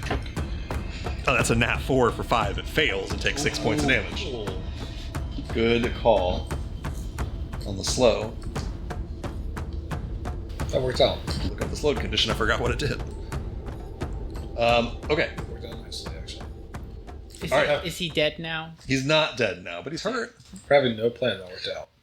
Yeah, sometimes the best plan is no plan, as they say. That brings us to Morisco's turn. Okay, we'll take one step up here. Are either of you in the cloud still? They wouldn't be that dumb there. That's fine. I'm going to fire a binding ice onto the water here. Not that direction. The other way. Oh, Jesus. No. Is this a ZE spell? No, this is I'm finding us vanilla. I've never heard of it before. All right. So this is going to affect. Wait, how do I rotate it? There's got to be a way to rotate. There we go. Maybe. I think I rotated there. Hey, there it goes. Neo, could you get your shit together? Could you get your shit together, Neo, please? I'm sorry. I'm trying. Yes. Oh, God, look, I made another thing. Great job. Okay, so it needs Constitution saving throws from this knight and from this Azer. Do they have disadvantage because they're in like knee-high water? It doesn't say it in the spell. I'm gonna say no. I like the flavor, but I don't think it's. Can it gonna, make a cool ice rink though? It's gonna make a really cool ice rink. Yes, that is true. Yeah. The knight, nat 1 fails. Nice. Crit fails if that matters. I don't think so. Sick. And then the It does. There's a crit failure. Yes, it does. Target restrained until the end of its next turn. Oh hell yeah! Sweet. Okay, and then Yeah. on the Azer, That's awesome. the Azer gets a 16. It needs a 15, so it's good. It takes. Okay. It's fine. I It think it succeeds. takes half damage still. Yes. Half damage for the Azer, Okay. and then full damage and restrained on the knight. Very That's nice. huge because you've restrained it in the stinking cloud. Also, That's Yeah. big. It's big news. He's gonna die. He is gonna die. Not gonna great puke damage, to death. but Oh no. restrained is good. yes, absolutely. And honestly, if the goal is not to kill this guy, they'll Oh, all this time. This guy. We have to get through here, in and the cloud. one dying is better than us dying. I just mean the low damage might behoove you, if you're not trying to kill this guy anyway, if you can just sort of incapacitate him. This bridge is burnt, y'all. His friends are gonna be here in like 3 rounds. They can bring him back up. You get to Can I tabaxi dash and then move through Boss's and Bones' space? Yeah, Can I you go just- between their legs. you can move half speed going through friendlies is the normal rules. Okay, cool. I'm not going to get to the point where the arrow can shoot me. I will stay just on the inside of this slot. Okay, makes sense. And there's a switch you can pull there too, right? Not to No. open that door. There's This is two of me now. Oh, We are stuck at the door that somebody needs to open with the lever. okay. that brings us now to Ghost's turn. Can I say real quick? Yeah, go ahead. I love this vision of like this whole stinky cloud, like everything's swirling behind us, right? Ice gets blasted through, and then all of a sudden, this tiny little cat person just goes sliding through my leg Absolutely. out of the stink. Just Yeah. Like sliding on the ice that he made. He like does a little Just like silver going surfer right there, underneath you. stands up. Are you skiing on a frying pan? Skiing on a frying pan underneath your legs. Oh, that's even fun, more fun. I like that. Let's do that. All right, Ghosts, you're up. I am going to just have the illusion continue to kind of like move with me. It does take a full action for me to manipulate it, so Okay. I'm going to just move. Okay.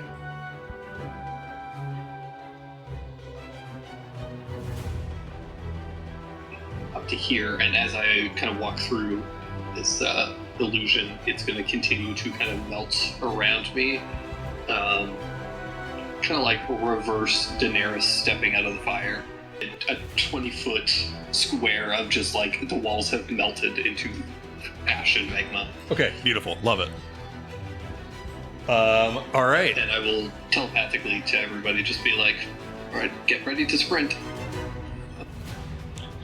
All right.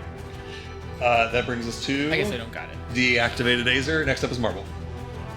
So looking at my multi-purpose tool, I'll go ahead and use my action to, I'll like pull it out and I'll start like messing with it and I'll add Mage Hand to it. Okay, got it. And then I will start moving that direction. Moving into the inside the doorway. You're just thinking, All right. 10, 20, 25. If you take another step, you're going to start next turn all the way. I do have my Necklace of Adaptation, so I get on all, like including Stinking Cloud spells. Great. Yeah. So you're willing to risk it next turn? You couldn't possibly fail. I could easily fail, not but I'm possible. going to be positive. All right. Yeah, so you step in there. That's your action movement. I don't think I have a bonus action. So that room's like packed anyway. I don't think anyone else can fit in there. My glasses, they're fogged up. All right. Top of the rounds. You guys have 2 rounds before reinforcements show up. Bones, it's your turn. Wonderful. He is restrained by the ice. There's 1 active Azer. Is he still holding a lit torch? The knight. Yeah. The knight is still holding a lit torch. Sick. Let's fix that. Main action, another Dust of Dryness pellet. Absolutely wild. Yeah. A broke to fix. So yeah, I extinguish the Azer in front of us. I put out his torch fire. We're probably now up to about 3 feet of water in the room. Right. That's my main action. With my bonus action.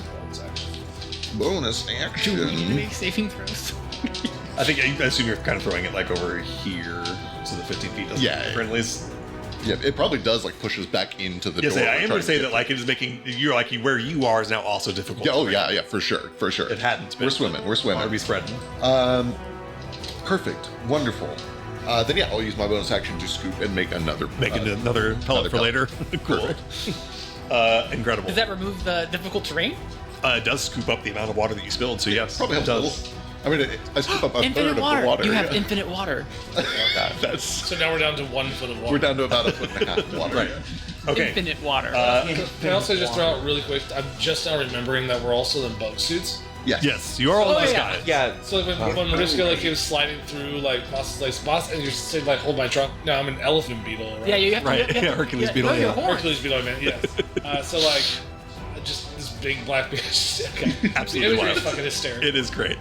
Go ahead, Cadence. sorry, since it just got brought up, because I've been wondering. So, he activated this Guardian and attacked a bunch of bugs. Does that give me any insight to whether if I activate this thing, it's just going to attack what I consider my enemy? Say, roll me an insight check, I guess.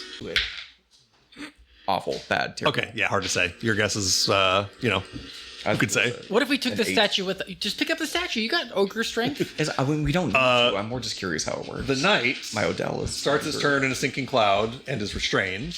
It's going to make a Constitution saving throw. He's having a bad time. What's the DC of the Wand of Wonder patches? 15. 15. Okay, he got a 14 on his Constitution saving Nice. throw. This guy is having a bad day. He's like knee deep in solid ice that has frozen him to the ground, trying to pull himself free, and just you see vomit pours out. Does he have like a from- helmet on? Yes, you see vomit pouring out from the slits in his helmet.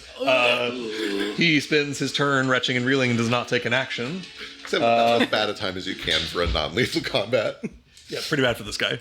But does it bombsicle as he throws it up? Freezes. Patches, that is your turn. Wand of Wonder. For what it's worth, we have no combatants currently. No, we just need to go. We just have to go. Oh, okay, so Wonder. It might heal us. I don't know how Ghost is getting out of there. So I could probably just drop the cloud. If you want to. Up to you. Yeah, I'll just drop it. Okay. Sinking cloud, you drop. Right after he pukes. Okay, wait for the Okay, we've gone too far. Sorry, Brian.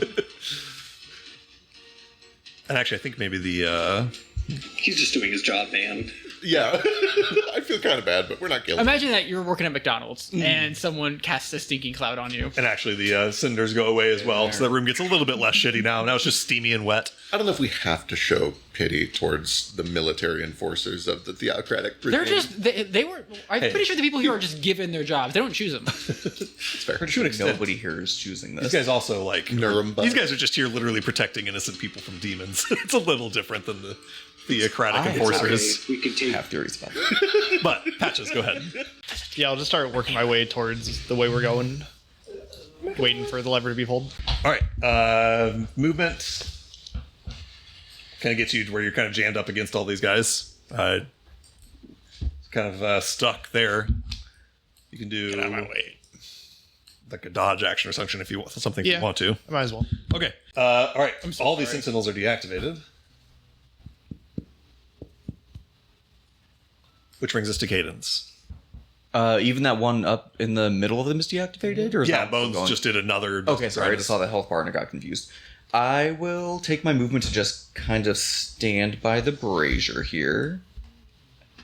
And I'll just hold my pistol out towards the front of the door, but I'm going to hold my action to dash when Ghost gets around the corner. I'm not leaving without Ghost. Understood. Holding an action to dash. This other knight. Okay. This other knight sees a wall of lava coming towards him. He doesn't have a good way to get out of here. I'm gonna have this guy roll a how loyal is he to his job check. We'll call this a wisdom saving throw. Actually, let's make this against a DC. Ghost, what's your spell save His DC? job is unlimited. 14. 14. Okay, this guy rolled a 20. So he is this guy's a knight of Deep Hollow. He's here to do a job. I think that this knight looks to the stairs, see that if this lava keeps moving the way it is moving, the last chance that he has to escape up those stairs is right now. He steals himself, knows he has a job to do, is going to use movement. He stops ringing the bell. He's going to assume everyone outside has heard the bell at this point. And moves to the furthest ballista down here. Once again, holds an action. And is going to hold an action there, kind of on the ballista, in case anything comes in. He's still waiting for something to come in, presumably. That's it. He's holding his action. Next up is Boss. Can I hold an action, airlift action? Yeah. So if, Oh, hell yeah. if Ghost gets us over there, I can pull us all. Yeah. So you start casting airlift, start concentrating, the wind starts swirling around you, and With you the can- door, the next door, the lever, is that an item interaction? Is that yes, just an item interaction to pull. So I can kick it as we run, as we. yeah, fly I'll let you past? kind of do it mid-airlift. Sure, that sounds cool. That sounds dope. Just pull and just yeah. Absolutely. All right, cool. I like it. All right, cool. So you begin casting airlift, you hold that, and you're going to release it when there's an open way, essentially. All right. I yell, everybody get next to me. Okay. Marisco. I guess, yeah, we're just waiting for that door to open, right? Yeah. So you can hold a dash if you want to, or just dodge, whatever you think. Yeah, I'll hold the dash. All right, that brings us to Ghost. Okay. Telepathically, I'll connect with this guy, the guy that was ringing the bell. Yeah. Just say thank you for your service. I'm terribly sorry about all of this. And do I feel that it's going to take my action to pull that lever? No, just an item interaction. Cool. Then yeah, like Daenerys out of the fire, I will step out. Just briefly, step over. I will take out, let Specs crawl off of my arm. He will sit on the lever for a minute. Very nice. Excellent. I'll be right back for you. And then I'm going to use my action to teleport to Okay. this side, and I will pull the lever. Now, a quick point of clarification. You did not use your action to change your illusion, so you did step out of the illusion in that process? Sure. Okay. In that case, he is going to use his held action. He's going to fire a crossbow I thought at he you. was facing the door He's... in the ballista. Yeah, he's standing there at the ballista, but he's combat ready, and he 5e, sees a yeah. person step out of the lava that he's also paying attention to. He's 5e. He's there's no facing in this game. So Ghost, that is a really good roll. It's a 20. That does hit me. Lovely. He lowers a crossbow or raises a crossbow towards you and hits you for max damage. I'm so sorry. That is 20 points of piercing damage on 2d10. As this crossbow bolt sinks into you, and then there's a flash of burning light. You also take 6 radiant damage, so a total of 26 points of damage to you. So I'm just dead, Zeke. It was a nearly maximum damage roll from that guy. So never mind, I do none of that. I'm just dead. You do make it out of the illusion, Ghost. You had to make it out of the illusion for him to hit you. Spec still does what you were intending for him to do, which is pull the lever. So, We can do this. We can make this happen. okay. So, some things happen.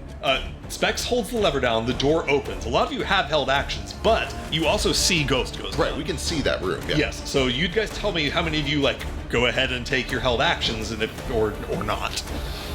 If my held action was I'm not leaving without Ghost. Correct. So if somebody tells me Ghost went down, I will take my dash and start heading towards Ghost. Okay. Yeah. It's a great idea. So, I got it. 10, 20, 30. All right. Anyone else releasing the held actions? Morisco, you had a dash. Patches, you were just dodging. Bones, did you hold a I was dash? out, Smack. Okay. The big thing is, Boss, you were holding airlift. Do you go ahead and loose airlift or not? Because at the moment you can let it go, and you, Morisco, Bones, Patches, Marble all get pulled through. Flavor, I see Ghost go down. Turn to see Cadence sprinting out of the room. Yep. I'm gonna hold here. Yeah, I'm not using it. For the record, you guys have never seen Cadence heal anyone, so Right. I assume we're I- going to go drag. Yeah. Well, that's why I'm not releasing. We're not flying away. Also, I don't hear you say that you got it. I was going to say we're all thinking a lot of things that none of our characters can say. right, in a split yes, second. correct. So yeah, I don't release. I'm just holding. Okay, continuing to hold. That brings us to Morisco. Are you continuing to hold, or are you dashing? I'm gonna keep holding. I need to see what everyone else is doing. Okay, sweet. You keep holding for the time being. Sentinels are all disabled. Marble, it's your turn. I'm going to back to dash all the way over to Ghost. I'm going to pull out my Spare the Dying, and I'm going to Spare the Dying on him. 15, 30, I 45. should have, yeah. 45 gets you to him. You cast Spare the Dying. Ghost, you regain a hit point. Did you spare the dying heal? It heals 1 health point. It can only be used on someone with 0, but it gives a hit point. Hey. Yeah. Okay, nice. Great. That's why it's so good. And Yes. then, Marble, that man shut up. yeah, get the fuck up. He's so loyal. He rolled such a good I'm so loyal to Deep Hollow check. Bones counts on his fingers how many times he says they're going to shoot us in the back. This man saw. He didn't. By the way, you didn't say sorry for the inconvenience to him. A wall of roiling lava. Sorry for the inconvenience to him. Okay, Marble. That's you got 15 feet of I'm movement gonna left. move, I guess if I move back into the hallway, will be difficult terrain for Ghost. Actually, you know what? I'm gonna stay near because I'm the tank. That's my job. Okay. My armor's not on me, but I'm the tank. It takes an action. Okay, I use my action to bring him up. You've seen me teleport Cadence before. So Yeah, you know I can yeah. teleport. cool. He's up. All right. Cool. So at this point, I release. All right, you let off airlift. Now, if your unwilling creature can make a strength save to not be pulled with me. Okay, so out of Boss, Patches, Bones, Morisco, anybody not willing to be like pulled forward with an airlift spell right now? Doesn't sound like it. So airlift goes off. You guys go launching through here. Boss, just real quick with your trunk, you reach out and pull the lever so you guys don't slam into a gate here. How far does it move you? 60 feet. 60 feet. Oh, geez, that's like out of here. Jeez, yeah, you guys fly out the door. I don't have to. It's just something, right? Yeah, I assume you want to. That's up to you. I think it's up to 60. 60 will get you, 20 feet outside the door if you want. That's how far you want to be. Yeah. All right, so you guys end up out front. You guys have made it, at least 4 of the 7 of you, to the abyss. The good news is this guy used his held action shooting ghost and did not have action to shoot a ballista as you guys went through, which could have been a lot worse even than that shot. Okay. Morisco, you now still can continue dashing if you wish to. I assume you kind of are good for now. Yeah, I'm good. I'll stay somewhat nearby. Sweet. All right, so some of you kind of are probably a little bit out of initiative. Oh, sorry, go ahead. I'll move up to here and hold an action to shoot a cantrip at like the knight if he comes down this way. Okay, got it. Or if I see, give support from behind if they get chased from behind. Makes sense. So for the moment, you use your held action to run up to there, and when it gets back to you, you'll be ready to fight. All right, Bones, Right. Bones, you're outside of this place with Boss and Morisco and Patches. Anything you want to do? I think I am good. I'll just ready a dash for if anything goes. Okay. Another dust of dryness. I was thinking about, I could just pop back in and splash it at him, but I trust that they have a way out. So Okay, this poor fucking guy. How long does the restraint from chilling spray or from I think it was Binding Ice until last? his next turn or something. yeah, it was just one turn. End of his next turn. Okay. I think he's fine So now. he's no longer restrained. We got that going for us. But everyone's gone. Everyone is nearly gone. It is the top of a new round, meaning if one more round passes, there's going to be reinforcements showing up. Granted, they would still have to get to this room, but you guys do start to hear shouts coming from the entrance as people are nearing the entrance. This guy, boy, I'm going to say that with 3 giant cubes of water having gone off in this room, all of the fire in here is out, even the wall sconces and everything. So he doesn't have a good way to reactivate his buddies. He is going to. He saw people go this way. He starts walking. He gets to right here. He starts running. He looks out and sees that a bunch of you are gone. You've made it out the door to the abyss. Lost causes. He knows there's still some people in here though. So he goes here. That is as far as he can go. He's going to take an action to dash to get here. Sees that the 2 of you, that at least one of you, is this way, and will come square up with Cadence. Patches, you're out front. Do you do anything or just? Yeah, might as well Wanda Wonder. Hell yeah. I'll get another one back. Okay. After a short rest. Wondering just through the arrow slit at this guy? Yeah. Okay. Give me a D100.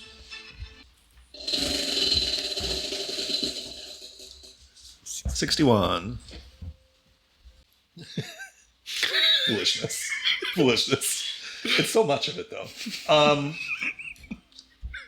Hold on, real quick. This is the Before we best part describe of this, D&D. The visual of us taking this airlift and being pushed, and Patches just turn around real quick, right before he goes, and then whatever this is. A thing about Hallowhive, being a subterranean kingdom, even as weird and mystical and whimsical as it is, there are plants here, but they are weird species that you would not see on the surface.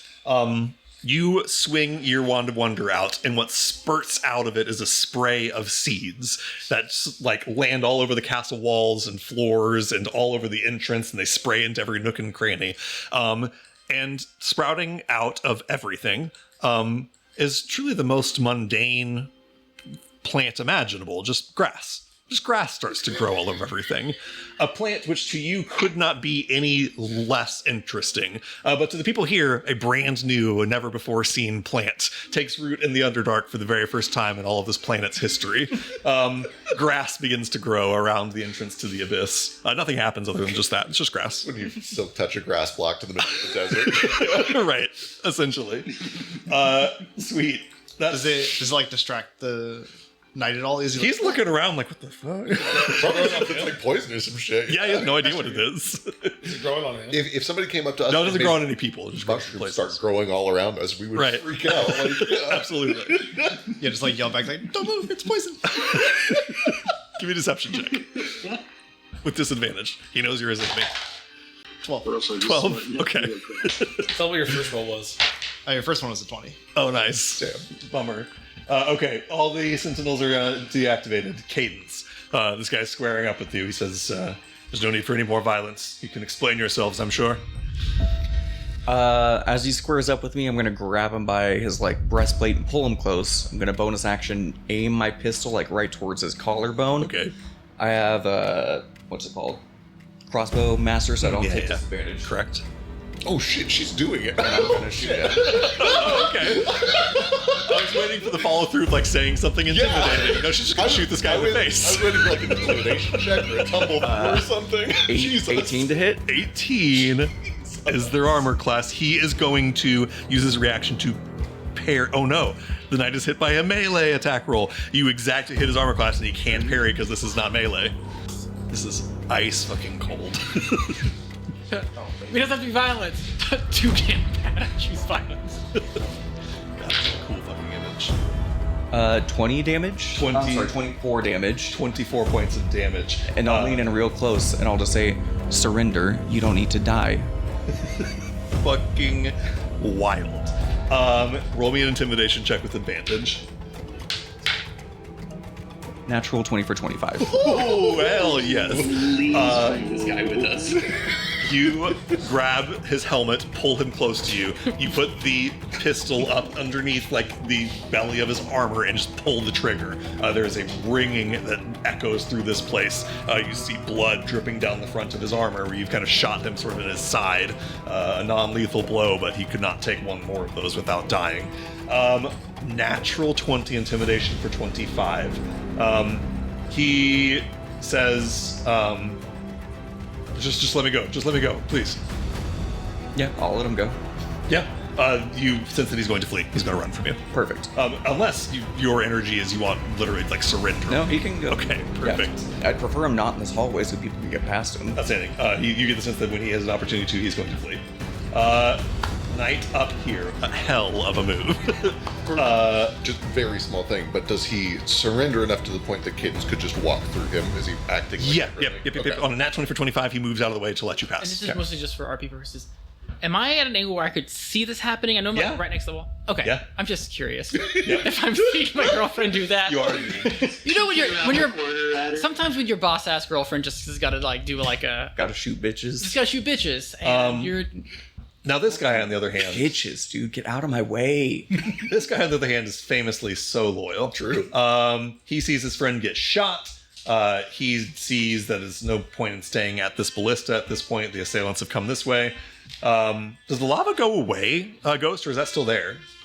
Yeah, it's concentration. Okay, lovely. He now sees that the lava was illusory all along.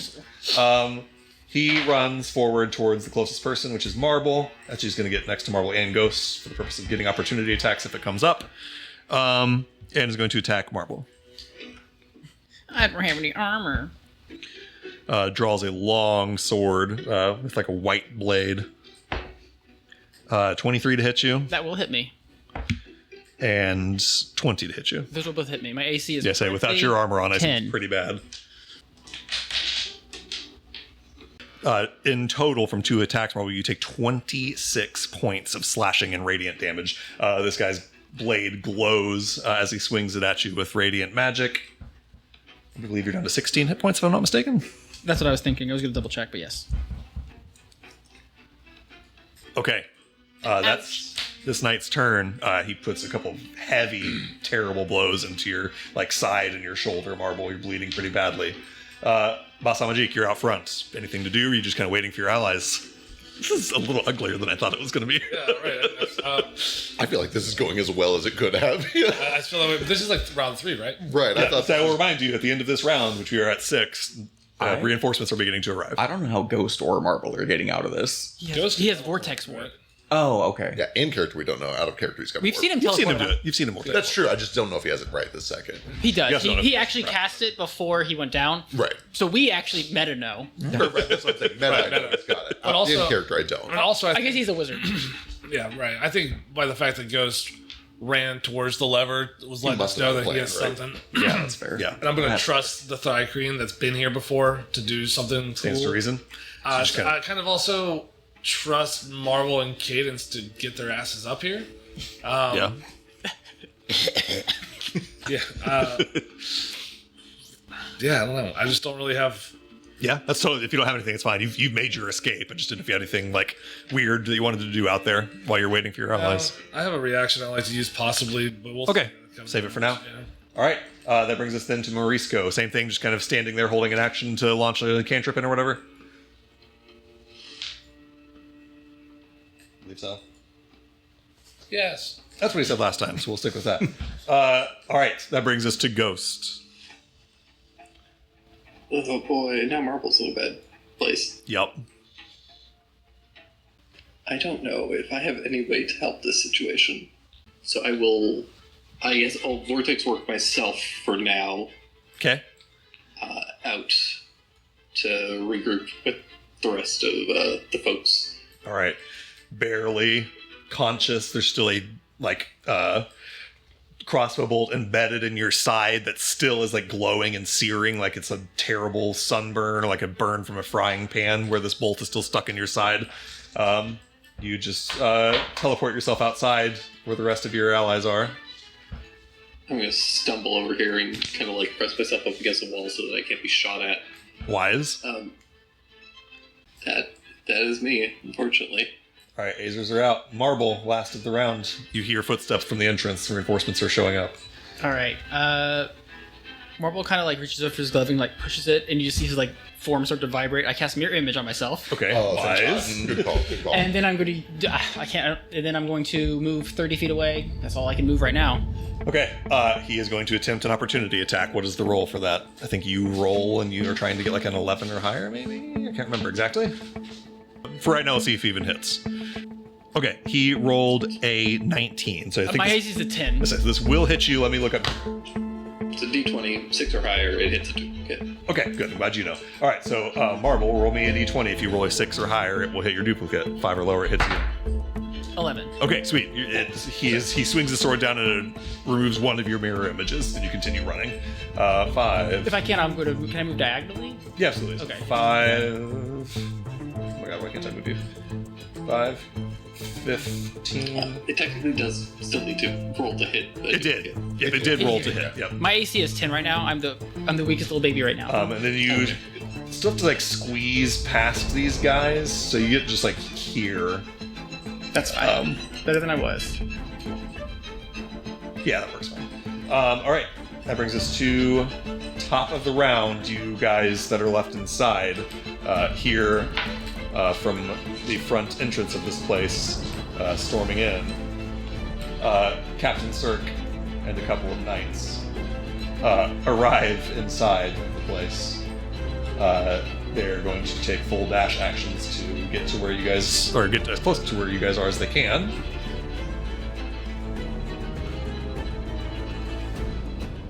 Uh, 15. I think they fan out. Captain Cirque will go this way. Take a dash.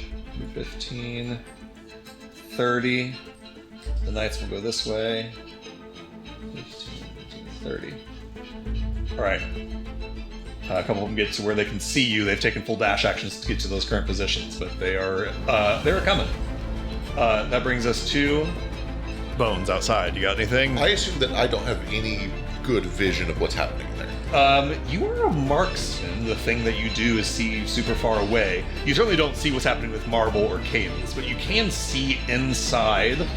And Captain Cirque is, 90 feet down from the entrance. So you're potentially within range to do some shit to him if you're trying to do that. If I can see that he is coming down, then I am going to just pull out my rifle and I'm going to do covering fire. I'm Okay. not trying to hit him. I'm trying to make him take cover. Outstanding. Because you want to, go ahead and roll an attack roll. I know you're not trying to hit him, but Yeah, just but- see if you can sort of dissuade him from just sprinting headlong out of here. Natural 20 for agility. Incredible. Okay, yeah, on a nat 20, I'm going to say that essentially I'm going to treat that kind of as intimidation. He's not just going to run headlong outside. Yeah. He feels like he's under fire. If he's wearing like a helmet or something, I take the helmet off. No, yeah. Yeah. You kind of break a big chunk off of one of his pauldrons of his shoulder. All right. That brings it to one of these knights. Which one is this? Oops, I killed him by How much mistake. health does he have? Would I have killed him? Only one way You to have to find tell out. me after. Legally, you have to. Yeah, I'll tell you afterwards, Okay. as I'm legally required to. This guy, he rolled a nat 20 intimidation. He sees allies coming. He would stand his ground on anything but a nat 20. But he is taking the other edge of that, which is he's got reinforcements here. He doesn't want to die. So he leaves both Marble and Cadence's range. If you don't do anything, he's just going to run. Full dash. She turns her pistol sideways. That's it. Full dash to get some cover, essentially. Okay, Patches out front, doing anything. All right. Azers are all turned off. Cadence. Action and cutting action dash. All right. 10, 15, 30. 10. Put your armor on. Specs is still holding the door open, so you can still make it through. That is important here. The upside is very small and light right now. 20, He's 30. He's gonna kill the familiar, and I'm gonna be trapped. 10, 20. You just make it out. Still potentially in range for stuff that might happen, but you've at least made it like to the abyss. All right, Deep Hollow Knight swings his sword down at Specs to kill him and to get the door closed. Bye, everyone. Specs is dead. The door closed. That's his first action, or his first attack of 2. 10, 20, 30. He's got enough movement to get to Marble. This is Glad it's great for you. if this comes up. This is not a lethal strike. This will be non-lethal in case that matters. I'm too cute to go to prison. That is a natural 1. The only thing this guy could roll and miss you with your 10 AC, he rolls a nat 1 and misses you. Incredible. That is boss's turn. All of you outside see the inner door close. Yeah, that sucks. Yeah. We have shit for that. I need some. I can't say anything. Gang. This has gotten a little real. Oh God. You got any more of that wind? Yeah. No. Well, he's thinking, what is this door situation? So the lever comes down and it lifts the door like opens like a... It's a good question. I hadn't really enumerated that. I think the doors swing out. I've described it as a set of double doors. When the levers pull, the 2 doors swing out. Makes sense. Oh God. Fuck. So if you don't have anything, you don't have anything. Just, Fuck. I don't know. just hold for now. I'll let you just kind of delay if you want to. Jump in later in initiative Yeah. if you wish to. I'm going to give you, I don't always do this, but I'll let you do the Pathfinder thing, or if you choose to just jump into initiative at some point, you can jump in and that'll be your new turn order. Marisco, do you have anything here? Oh.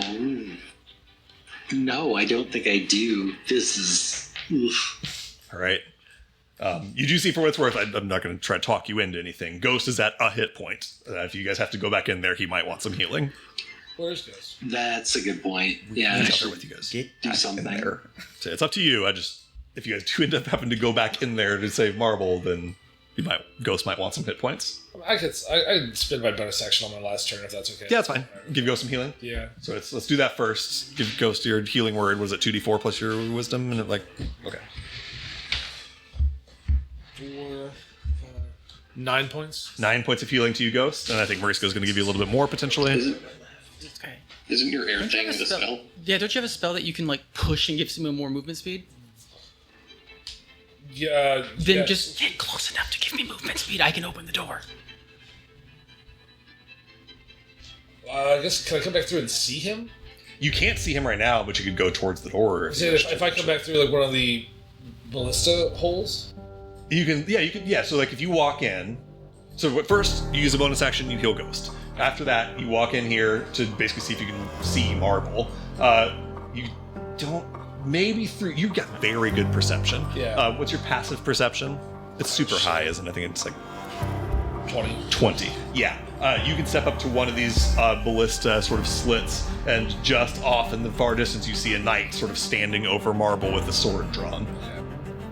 Alright, cool. Okay. Very confusing. So the door closed. Yep. So this gate open. This gate open. Double door. Middle closed. Yes. Here in the middle is Oh, closed. yes. Okay. Cool. Yep. Cool. All right. I heal Ghost. I step inside, and I look for what I can see. Okay. See Marble. Okay. Cool. Cool. So just kind of holding an action in case something comes up. Okay. Back to Morisco. Were you doing maybe some healing? It looked like. You get some 6 in. Yeah, I did a cure wounds here. Cool. 6 more to Ghost. All right. And that brings us to Ghost's turn. Marble, can you get to the window? Yes. Right, I'll get you through. Perfect. And I'm gonna pull the Vortex Warp for Marble. Okay. Thank God. You Okay. begin casting When I can Vortex see it. Warp. It's not reaction, right? You're actually holding an action? I am holding the spell. Okay. All right. Marble, it is your turn. Okay, my idea was just to cast Mage Hand, but this is much better. So I'm going to disengage as an action, Okay. and then I'm going to get my speed gets me to the door. He didn't say go to the door. Oh, I can To get. the window. To the window. This door is closed. I can I know. get you through it. Oh, I thought it's not You like have to a. get into Yeah, it's this heavy room metal. or this room. So 1, 2, 3, 4, 5, 6. I don't know if I can get to where he can even see me. This is the ballista. I would say you, if anything, would have to do like a tumble through or overrun. On And this I don't knight. have any of the stats to do that. Yeah. So I don't think he can help me. So I think I'm going to have to do my plan. Okay. So if I cast Mage Hand, can I make it do something that turn, or does it just appear? I'll let you do an action to Mage Hand and do something with it. I don't know if that's the rules say, but let's go with it. Because even if it's like, there's no way I can tumble through this guy. And the only- if I, yeah, and so if the I only do way you that, I'm not can- going to have enough movement speed to do anything. Yep. Only way you can get to a window where Ghost can see you would be to. How far away am I from Marble at this time? You are currently 55 feet. Okay, so I could use my reaction as soon as you start moving. You would. Well, I would be better to use at the end of my movement, because otherwise you're just gonna throw me the direction 15 feet the direction I'm. Oh, I see. Are you talking about if he starts running away, you use your thing to push him past the knight? Right. Interesting. If he starts like trying to push past the knight, I use propulsive breeze and you shoot past the knight. That would be additional 15 feet. That'd be rad as hell. Here's what I will allow you to do if you want to try that plan. Marble, if you begin trying to overrun this knight and Boss steps in with his airlift to essentially push you through, you can essentially give a help action to Boss by trying to overrun or tumble through, and you're able to do a contested spell casting check against this knight's athletics to try to essentially grab Marble. Does that make sense? So what I'm saying is if you do an air or a propulsive breeze to pull Marble past this knight, I'm going to make him do a spellcasting check contested by athletics, but you'll have advantage from Marble essentially like pushing So through. it's either I rely on my mirror image. Hold on before you roll. I either rely on my mirror image, in which I have to roll an 8 or higher. I get to the gate, I cast my Mage Hand, I get through. Or I count on him going against this unknown guy's athletics check with his. He has to have advantage though. He would have advantage from you, yep. And I will say, in terms of like stakes, if that plan failed, the result of it would just be that you are still right here, Marble. It would cost you 5 feet of movement. And it would also have used my action to disengage, so then I would not be able to use my action to Mage Hand out. You don't need to disengage if this works. Okay, because He's essentially doing forced movement. Yeah. Okay. Well, then we'll try it. And try it. It's kind of a low cost. Okay, It's okay. going to cost you 5 feet of movement for him to try it, essentially. Okay. All right. So Marble, you back up and just go to like tackle this guy that's twice your height. He's actually a dwarf. He's not even that much taller than you. Actually, am I taller than him? You might be. I like the idea, like you see Boss, like let's paint a picture. Like you see me through the ballista hole, like just Right, you see Boss with a hand like waving you to run through the guy. You back up a little bit. Boss, give me your athletics or your spellcasting checks. Straight wisdom, but you have advantage. Cool. D20 plus your wisdom score. I just hit 15. Nice. Okay. This knight to athletics adds 3. So on a roll of 13 or higher, he's going to be able to stop Marble. I'm going to roll this in front of the board. This is a 4. Okay. You back up. This tiny, shrimpy little tabaxi. You like are looking over this knight's shoulder at Boss, like, come here, waving at you silently. You back up, flex, and just run at this guy like you're gonna straight up football tackle him. You like jump into a full form football tackle, and then wind just picks you up, lofts you over this guy's head. He reaches up to try to grab you and fails to do so. For your 5 feet of movement, how far does propulsive breeze go? 15 feet? 15. 15 feet of propulsive breeze puts you right here. And then you've got the rest of your turn. That was just 5 feet. And I'll move up and just try to see if I can find which. This mental image is made funnier by the fact that you're in a caterpillar costume. You turn into a butterfly for just a moment. Bugs Life when they pick up the caterpillar, he's like, I'm flying! Yeah, exactly. It's fully Bugs Life. All right, you make it to the window. Ghost, you see Patches in the window. Or Marble, I'm sorry. But do all of his cats look the same to you? I see Patches in the window and I freak out. Yes. Correct. And you cast Vortex Warp. You bring Marble out with you. Gang? That did not go that well. I thought that went about as well as it was going to you guys go. think- The craziest thing was like we started off with Bones being like 1 round, guys. Give me a second. And then it worked. It worked decently well. Great. I don't know about you guys. Everything I did awesome. I was gonna say, I'm just gonna say that the recon go up to the office team. Didn't trip the stealth. Easy peasy. At this point, with Bones providing covering fire to prevent these guys from just going in a dead sprint after you, you guys have enough cover to just flee out door's of this closed. place. Yeah, that's also true. So My favorite part of this whole thing is that this all would have gone flawlessly if we had just gone 10 extra feet around to the other lever that didn't have a guard next to it. correct. Yeah. Wait, reveal is there a guard on that side? You said there was a second. It was the one that was frozen. That was the right? one that had like activated Oh. all the elementals. Oh, I didn't realize. Yeah. Ghost had this whole lava thing. And Yeah. That path. I have been saying this whole time. It is easy to get exiled. We should have just gotten exiled, turned ourselves in, and asked. We should have just been like, I want the documents. And on that note, Shot.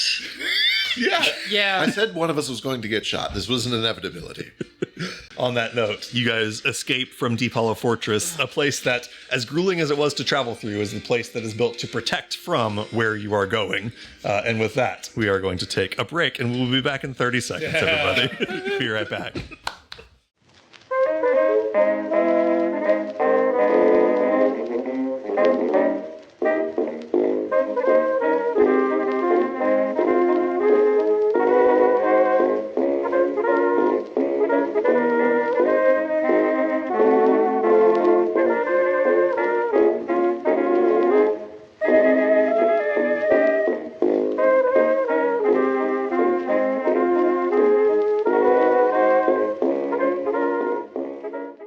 And welcome back, everybody.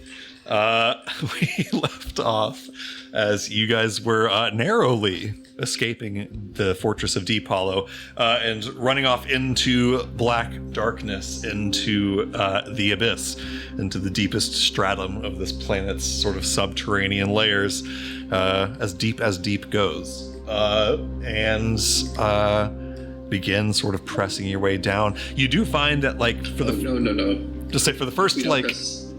We don't press very far. Right. Maybe 2 minutes. right, grapevines. I was about to say, you find for the first, like, minute or two that you're running from Deep Hollow, you are still at a couple times, like, dodging crossbow bolts. There are shots They fired. do pursue us. They don't pursue, but they go to the door, and those of you that can see in the distance, they continue to fire in the hopes they can, like, get one of you and be able to ask you what the fuck that was about. But they do not chase you into the abyss. You find that after 2 or 3 minutes, after you've sort of lost sight of the gates of Deep Hollow, you have likewise sort of lost pursuit, at least as far as you know. And, you know, who knows, they might send people after you or whatever, you're not sure. But in 4 days they'll notice, 7 people went missing and 7 people never checked out of the city. Like, Right. They're gonna know. Luckily, you guys pushed your departure date back a little bit. Well, I so that mean- won't be suspicious for a minute. Even so, I don't think. Carry on. Yeah, one way or another, you guys find yourselves in not safety, but in momentary peace enough to catch your breath and perhaps do some healing and such. So I'll hand the floor to you guys as you sort of catch your breath, find a place to sort of sit by a giant stalagmite. This huge giant, the size of like a mountain on the surface, not quite a mountain, but a skyscraper that you sort of get some rest for your back on. Marble, go ahead. Sorry. Okay, after we get there, I'm gonna walk up to Ghost and be like, "Are you okay?" Asshole shot me. Yeah, we invaded. I know, but didn't think that they were going to shoot us. He stabbed This is me. bad.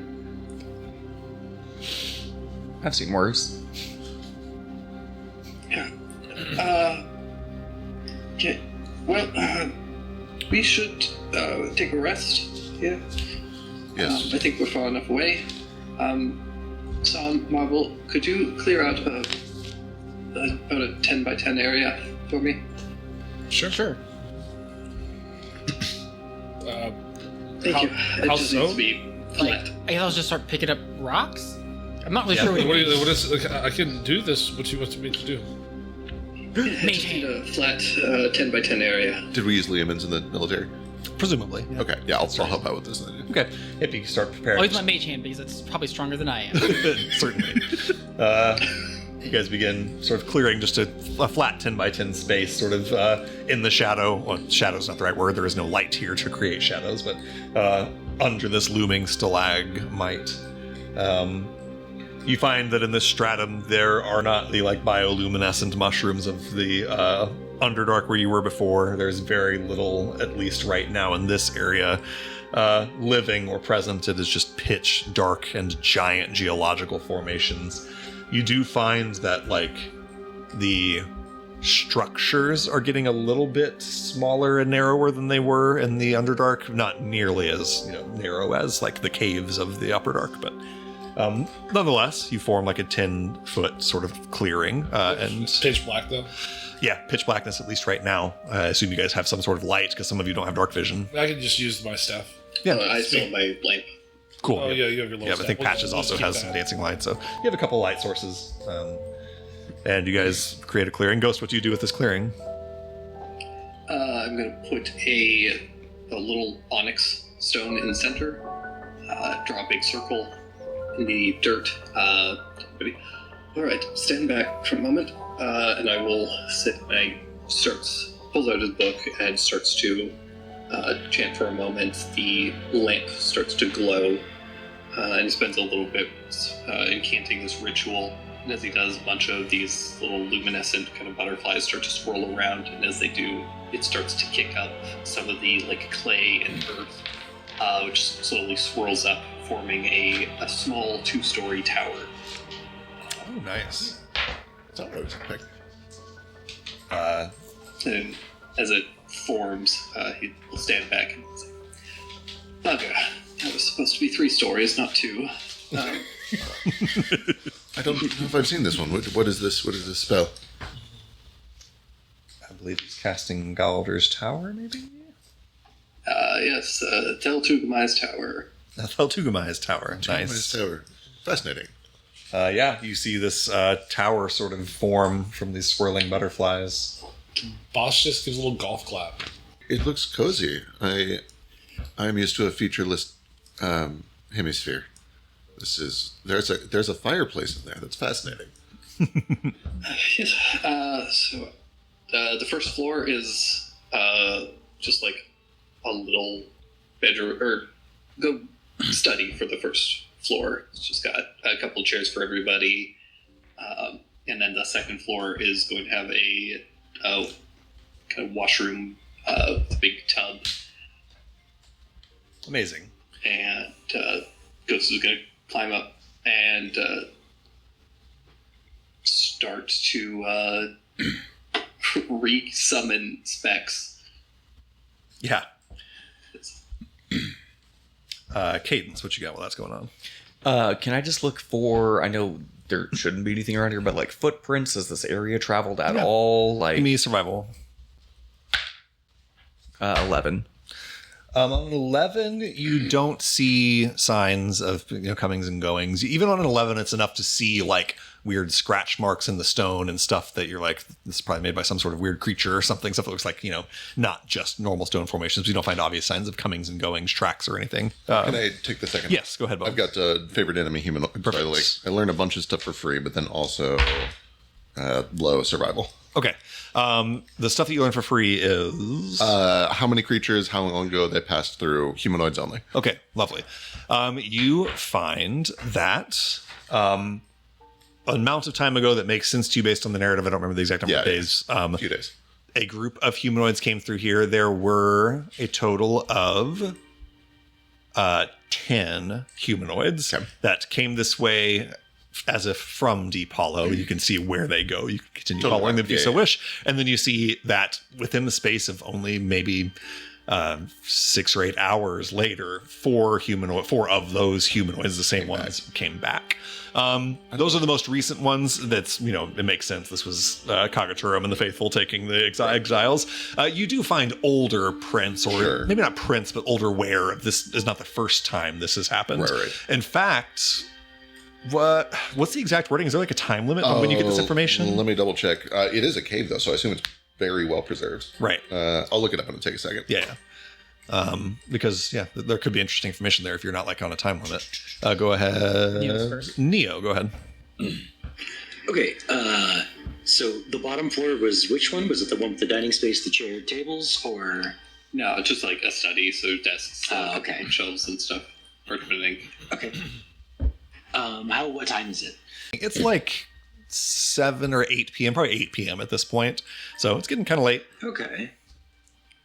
All right. We don't have a cooking space, but we do have leftovers. Could I use my frying pan and Presto to warm them up using the warm and flavor non-living material? Absolutely. No problem at all. You can give me a cook's utensils check to see how good it turns out. If you can doctor it up a little bit, some extra spices, sort of make a new meal out of it, as people do. 16 is good. It's it's not gourmet, but you have cooking lore too, right? So that should be a total of, or is that already included? I don't think it's included, no. Okay, so that brings you to 19. It's a good roll. You bring these leftovers back to life. It's a little bit better than just warming up leftovers. You add a couple of extra ingredients from your pack and some extra spices and stuff to sort of make a new meal out of it. And it's good. It's wholesome. It's, it feels especially good in this cold, dank place after a hard day with, aches. Some of you with open wounds that you're still bandaging until you have a zenith to heal them. So a hot meal in this place is well appreciated. I'll come back to bones. We were looking that up. While tracking other creatures, you also learn their exact number, sizes, how long ago they passed through. Okay, so it doesn't seem like there's a limit on how long ago means. You see, I don't think it's specific prints necessarily, but you see comings and goings, essentially wear patterns in the stone that tell you that this is not the first time this has happened by a long shot. Right. You get the sense that there's kind of been an open question. I don't think you guys know. When someone is banished to the abyss, is it just they're just thrown out into the abyss and go make your own way? It seems that on a pretty routine basis, people are taken this way specifically. Right. And to not understate it, there's already so far, even in just the hour you've been since you left Deep Hollow, been other ways you could have gone. Sure. This seems to be the way that exiles go almost always, or maybe always, at least for a period of, you don't know exactly the timeline, but at least a year. People have been using this path to take exiles, and possibly longer. Makes sense, yeah. Let's see who else had something. Marble, go ahead. Yeah. I found your footprint. So I don't know how long it took Ghost to erect the tower. Was it 10 minutes? Okay. 10 minutes. So when he starts doing that, I'm just going to start ritually casting alarm, and then I'm just going to keep casting alarms until Morisco finishes dinner. So I don't know how long that'll be, but it'll be 11 minutes, and then That's a 1 minute after Ghost finishes, Yeah. and then however long it takes Marisco to finish. Makes sense. So I'll get a few get a few alarms up and around. I'll just set them up to be mental alerts. I don't know if it can just be for me or if I can make it for everyone. I think it's just for you. Okay. Then I'll do a mental one for me and an alarm. I think I can do both, right? That sounds right. Cool. So then I don't know, that might be like 3 or 4. It's like 20-foot cubes. So Yeah. one of them should be able to just encompass the entire building. Yeah, you've got a solid perimeter around Yeah. your building, and then also the building That's itself. just what I'm doing. I like it. And then boss, go ahead. Before we got too involved in the cooking Tripwires stuff, everywhere. I wanted to do some perception checks. Just one, smelling around, seeing if there's any like particular direction from which certain smells are coming. Yeah. Also, I think I don't really have a whole lot of sight that I can use here, right? Yeah, your sight's pretty limited. It's just the range of your dark vision, and even that's a disadvantage. And to give you a little bit more specifics, Bones, Oh. about it actually is a little bit more clear to you than I had said. For about the last year, what I said has been true. For about a year, a lot of exiles have gone this way specifically. You see older and lesser used ways of other ways going, but yeah, essentially you get the sense that you get looking around at all the tracks and all the wear patterns of travel here is for many, many, many years, people have wandered and gone through this place and taken various paths. But for the last year, there's been one quite consistently used path that you're seeing. Got it. And then boss. The smell check. Do I add perception? Yeah, smells perception. So that's 10x, so 29. 29 is brilliant. Okay, amazing. You smell around. You get the sense on that very good perception check that you have like found a fairly safe corner here. You don't smell any like strange creatures or anything unsavory. You kind of picked up the scent of Deep Hollow. It's you're a geomancer. Everyone in Deep Hollow is wearing kind of like matching armor made from a very specific kind of like metal that had, a specific smell to it. You are not smelling that down here, even as you like stick your nose down to these like wear patterns of travel. You don't get the sense that Deep Hollow Knights ever, or if they do, it's very rare that they come and go this way. So in other words, one, just kind of piecing together clues and lore wise, you don't think that Deep Hollow Knights have been involved in the movement of exiles along this path. And from a practical sense, you don't get the feeling that anyone from Deep Hollow is going to come here. You don't think you're going to be followed here, at least by Deep Hollow Knights. Okay. And I don't smell anything foul. Yeah, you don't smell anything in the vicinity that gives you pause about danger.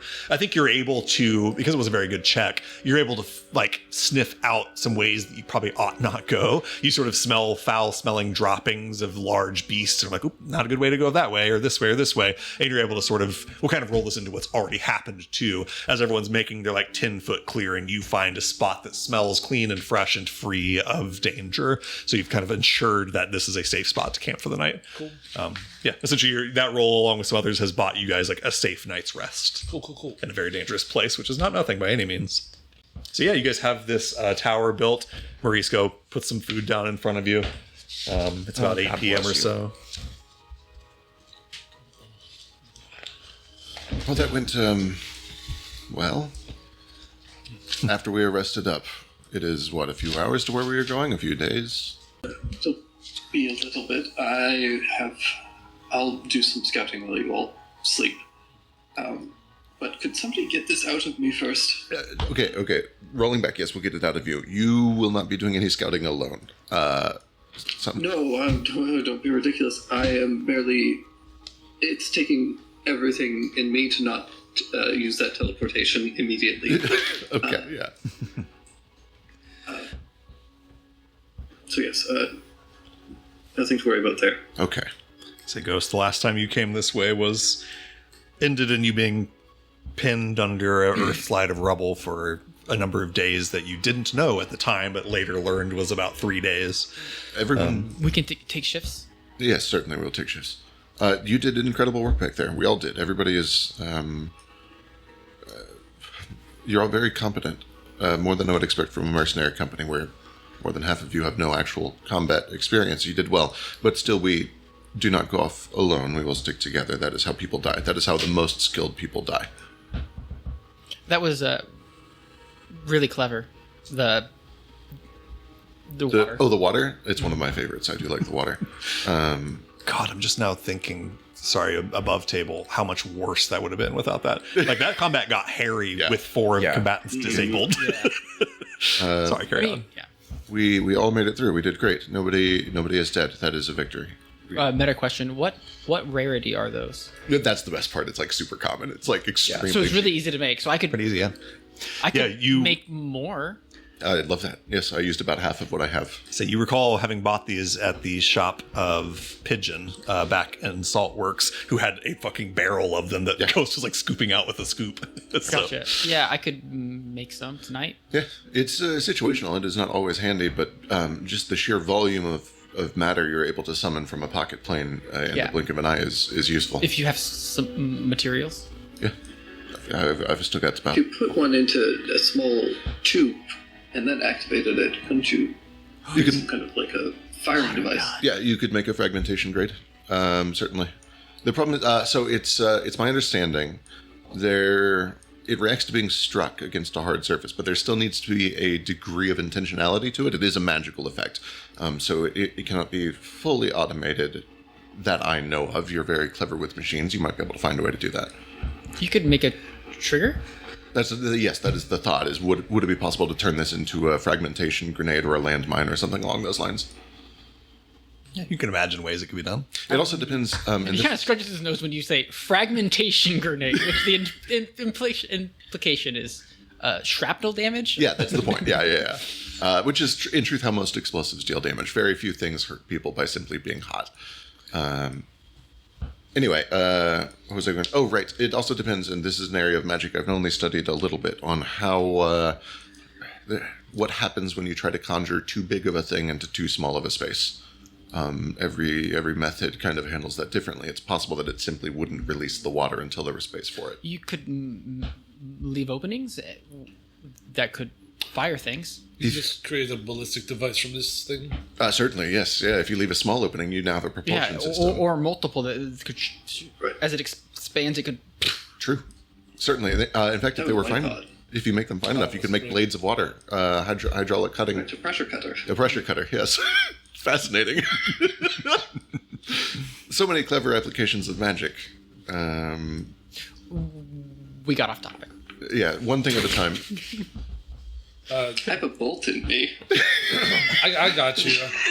I am sorry. I should clarify. We did not answer your earlier question. I do not have any mana to make my gauze, so that is on okay. someone else. I have this. Okay. So I just take Ghost. I'm gonna pull up Starry Form Chalice. Yeah. Hit you with all of it. I love Star Druid. All right. So you're about to get a bunch of that back. So. I'm gonna go up to the bathtub and I'm gonna lay in the bathtub while we pull this bolt out of me. Makes sense. Yeah, it's bad. It's still like the initial flash of radiance was very painful, but now it's just kind of like a burning. You still kind of feel like you got a bad burn earlier today all over that side of your body. 14 more points. 14 more points of healing for you, Ghost. Bless you. Oh wait, sorry, 18 more points. 18 more points. Even better. And I will remind you guys, barring any emergencies tonight, you're about to get a long rest and regain all of your hit points. So Oh, is it a long rest tonight? yes, tonight is a Yeah, long we rest. deliberately staggered it. Yep. I just wanted to help my Yeah, no, totally. That was not me saying don't do that. It was just Anybody else want some healing before we get all my mana back? We'll need our mana. Yeah. Cool. Well, that's good. The only other thing that Boss wanted to discuss while we're here, unless you have something that's... Mine is quick and unimportant, but maybe get it out of the way before a serious thing. World building note. Is it like if you get in a dangerous accident the night before a zenith, are you magically cured overnight? Is that like a magical phenomenon? it is a real thing in the world. Yes. Now, yeah, I mean, yes, it is. Okay. That So is it's like a minute before the zenith, someone tries to murder you. yeah, Like, you could have a night, and like as they pull up, it's just kind of. Yeah, no, like Zenith's. If you're gonna do stupid things, you do it on a Saturday. Yeah. Yes, for real. Yeah. Known in-world phenomenon every day on a Sunday that- or on a that's the- Wednesday and Tinsday and Fives-day Right. morning. That's the You motto. receive like all of your wounds stitched closed. These are known That's in-world crazy. phenomena. Yeah, that's cool. I like it. Yeah. We always do our testing on Saturday. Yeah, no, that makes sense. Why wouldn't you? If you have Medicine is much easier in this world also. Like the medical industry is doesn't struggle.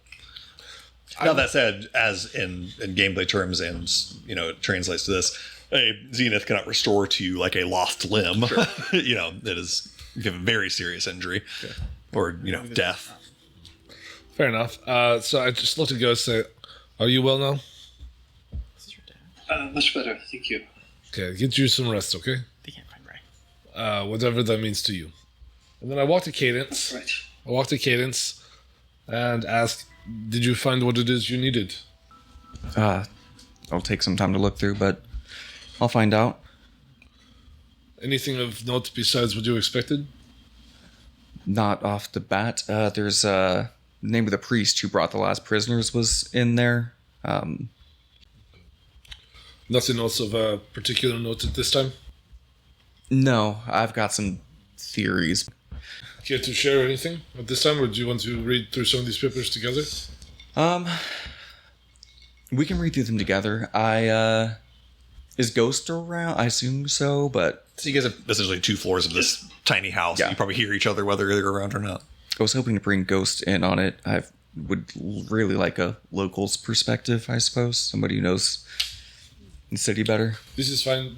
Please alert me if you see Grimm's name at all. I will, of course. And any other affiliation with his name and the actions at the same time. So you begin reading through these papers? Yeah, I will, if Ghost and Boss are ready to sit down and read for a while. Sweet. So Ghost, well, I'll let Cadence tell you what she says. I hate to come to you again with bad news about my views of your people. I'm getting used to it. Honestly, I'm not feeling so great about them after they shot me. I don't blame you. You'll find a lot of people who look you dead in the eyes and say they have your best interest in heart will shoot you in the back just in a second. So, listen, something's been nagging at me since we found out they exiled Grimm down here. It doesn't make any sense to me. Why would this fear-mongering religious city that is terrified of the Maw be sending people down here? Outsiders, high priests, criminals, it doesn't make any sense. It seems to me, and this is just my theory, that they're sending people down here to either find or feed the Maw. I'm just looking for a pattern. I don't know who these people are. I don't know what these names mean, and I could use a hand. Sure, I can take a read through some of these. How many notes did Cadence grab? So you've got a big stack of notes in front of you. A number of them are writs, like the one that I read out loud to you. Notes directly from the Queen saying, these people have permission to travel through and they can come back, who can come back and who can't, etc. Those writs go back like 5 years, and then it seems maybe that's as long as they keep the records before either archiving them, putting them somewhere else, destroying them, whatever they do with them. The other thing that they have is a ledger that just shows like every person who comes and goes. Okay. So they have the ledger, and they also have in that same ledger incident reports that show every incident that occurs in terms of like, out of the ordinary stuff.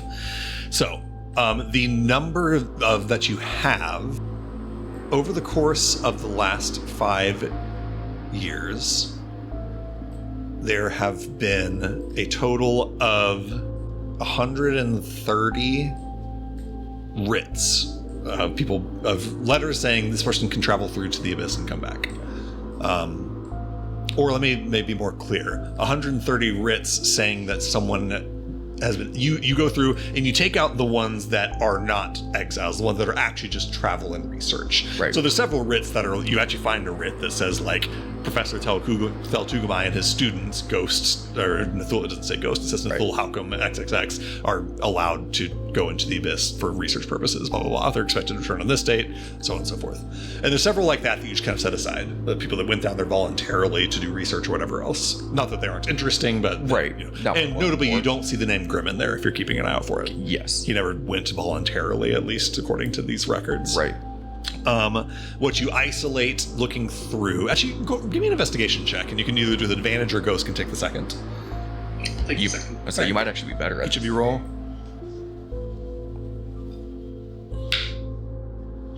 terrible. 19. 19 and 16? Okay, decent rolls. You parse through the ones, you isolate the exiles. You find here's the records of all the exiles. And that is what the 130 number I just said. 130 times in the last 5 years, exiles have been sent down to the abyss for various crimes. 100 of those have been in the last year. Prior to that, in the 4 years leading up, there were only 30, meaning like 8 a year. So huge uptick in how many people are exiled in the last year. In the 30 before that, 100% of them are heinous, violent criminals, or, and this is a big caveat of or like Dvorator's heretics, people that committed the worst forms of heresy, like summoning demons in Hallow Hive or worshipping of demons, leading of cults, etc. So for prior to the last year, those are the people that were exiled. The 100 writs that you find over the course of the last year for exiles being taken through to the abyss don't list the crimes anymore. Much like the one that I just read to you earlier, I'll read it to you again. They are all worded almost exactly the same. The one that you find the most recent says, Captain Cirque, by decree of the Lamp, Brother Kaga and the faithful are given leave to pass through Deep Hollow to the abyss with their prisoners. The prisoners have been sentenced to exile and must be taken to the Isle of Ash. And then it essentially says Brother Kaga can come back. 100% of the 100 writs in the last year are verbatim worded that way. It's like a form letter now. Yep. There used to be more detail about what happened and why. It is now this form letter 100 times in the last year. The other things that are also noteworthy, this form letter always says the Isle of Ash, and this form letter always says Brother Kaga and the faithful. Okay. That was not the case before. Prior to that, the 30 were various, but they largely said these prisoners for their crimes are banished to the abyss. The faithful are given leave to take them to the abyss and deposit them and return through Deep Hollow. Would those list prisoners and crimes? They don't. Even there, the names and crimes are not listed, but there is the ledger book sort of cross-referencing, so it's effectively, yes, it's in a different document. But yes, prior to that, there are names and crimes listed. For the last year, there are no longer names, there are no longer crimes listed. It's just these prisoners are banished to the abyss. So yes, something monumentally changed about a year ago. And let's see, that's like the most noteworthy thing. The eclipse is more recent than a year, it right? Is. Okay. It is more recent. That happened about 2 or 3 months ago, I believe. I would say I thought that was really I think it's 3 months. So yeah, it doesn't quite line up with the eclipse. Were there any major world events happening a year ago? History check. Well, he's rolling out real quick. Yeah. Is the graph a smooth curve, or is it normal and then there's like a big cutoff? Sudden big cutoff. Okay, got it. Suddenly something changed. Yeah. It does not gradually increase. Are we able to make out the exact date? No, 19 is good enough. Yes, you can find the date when it all changed. Okay. And real quick, what's your... 17 total. 17 total. Big events that happened about a year ago. Well, actually, I'm just going to tell you the event, and you can make your own implications. Okay.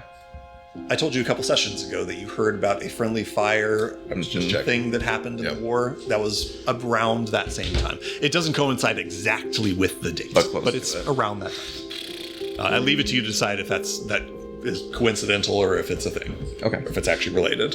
On the 19, you don't find like a smoking gun that tells you it's definitely related. But so yeah, that's kind of the big thing you find looking through these is basically for the last 5 years until this year, till the last year, people would be occasionally banished to the abyss for the most heinous of crimes or the most severe of heresy, and they would be just kind of sent to the abyss to find their own way wherever they might go. They were just kind of given leave to wander the abyss until they presumably would die. And then a year ago, all of a sudden, it was Brother Kaga got involved. Everyone was taken to the Isle of Ash, specifically, not just into the abyss, and it was a massive uptick in how often it happened. And I'll give you the exact date. I'll work out the exact date and send it to you. But is that before name? we scrap all of the exile documents, I want to go and find the document that sent Dell's team with me to the Isle of Ash, and I want to see chronologically what was the next expedition after that. Was the next expedition the rescue team, or was there somebody in between there? Yeah, I see what you mean. Yeah, you... I assume your metaphorical hair sticks up on the back of your neck, even just looking at these documents a little bit. You find the document that says Thel Tugamai is given leave to enter the Abyss for, X period of days, is when he's expected to return with these students, and your names are listed in the ledger. Then you see an entry that says that Roha Tanum and his team, and it lists some team members, are given leave to enter the Abyss in search of Thel Tugamai, who has not returned by the date that he was able to return. In between those two things, there is nothing. It was you guys went down, and then the next passage was Roha and his rescue team coming down. Okay.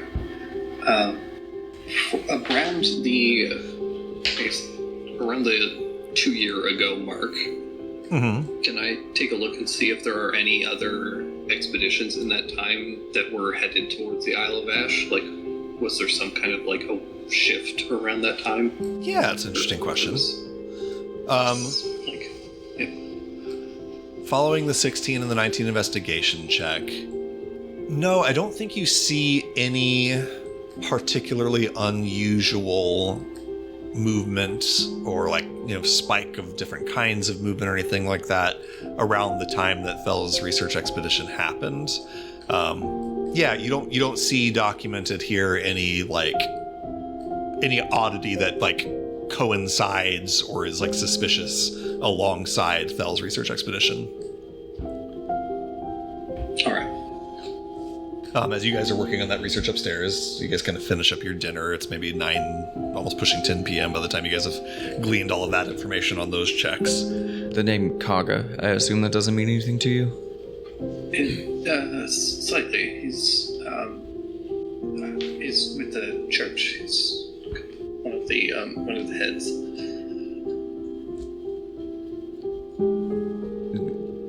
Are the heads the one that talk to the lamp? Or they talk to the queen who talks to the lamp? They answer to the queen. Okay. Kagatura, you guys have seen him from a distance. Ghost, you've seen him much closer than that. He's this giant Hercules beetle, kind of the mountain from Game of Thrones sort of size. He's kind of the queen's personal guard, and sort of the I forget his title. I think it's Archbishop, maybe. Not with Deacon of the Xanthian Church. Thank you. He's the deacon of the Xanthian Church and the queen's personal queen's guard. And you, Ghost, looking through this, having a little more context about these people, it's strange and highly, I don't know, strange is the right word. It's very strange that the queen's personal guard and one of the leading deacons of the church would be on this duty. To be taking exiles to the Isle of Ash. The sense you get is roll me an insight check. Actually, you might already have this insight in your head, but I can maybe confirm it for you on a roll.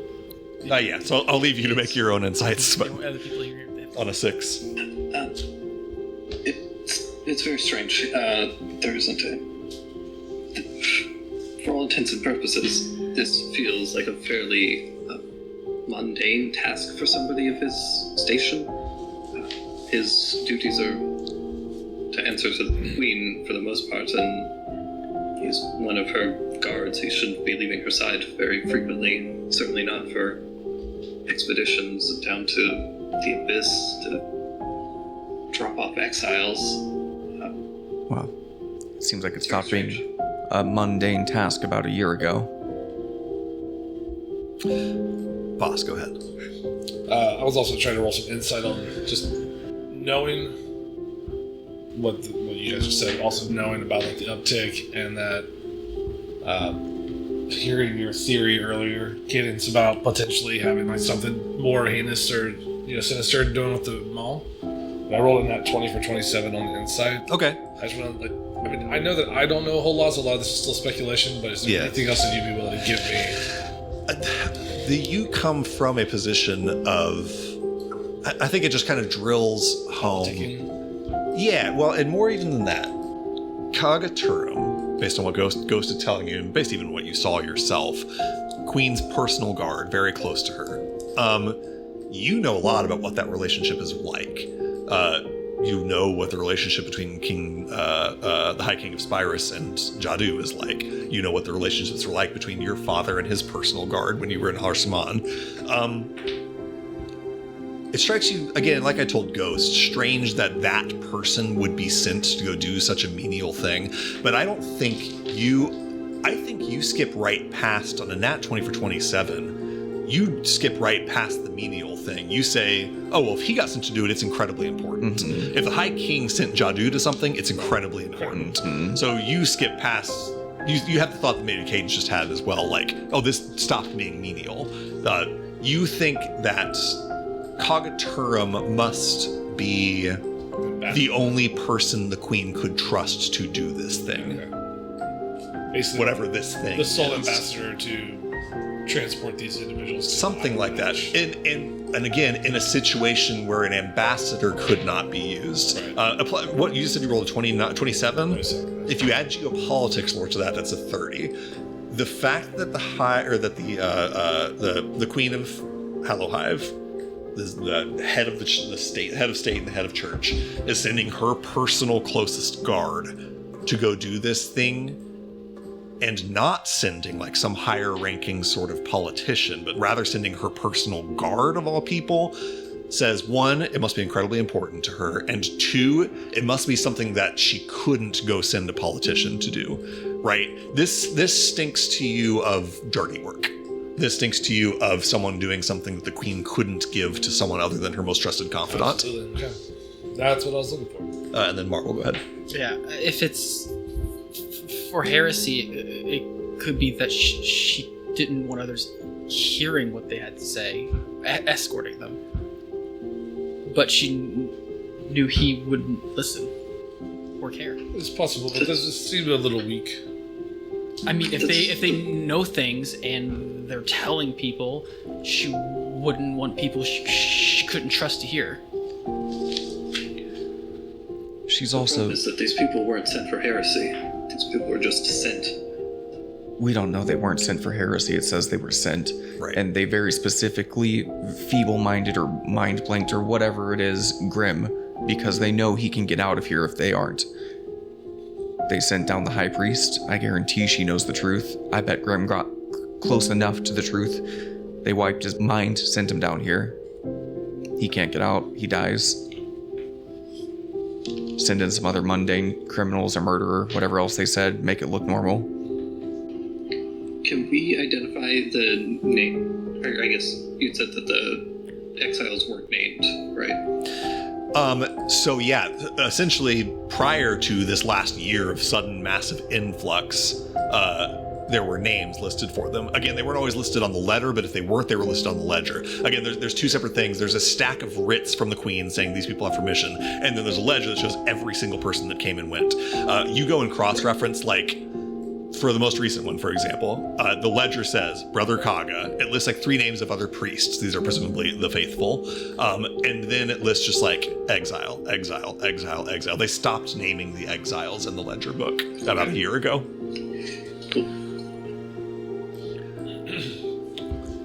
Sketchy. Yeah. Yeah, it strikes you, boss, like it stinks not only of dirty work, but it stinks of again, on a 30 is so good.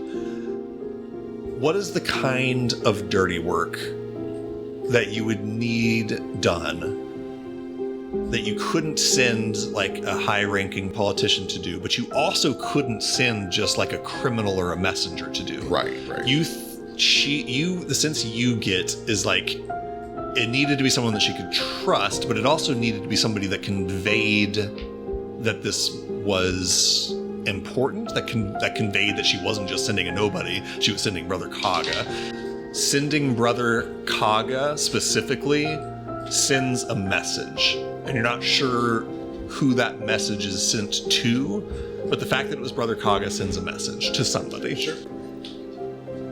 Whoever's at the city of the Isle of Ash.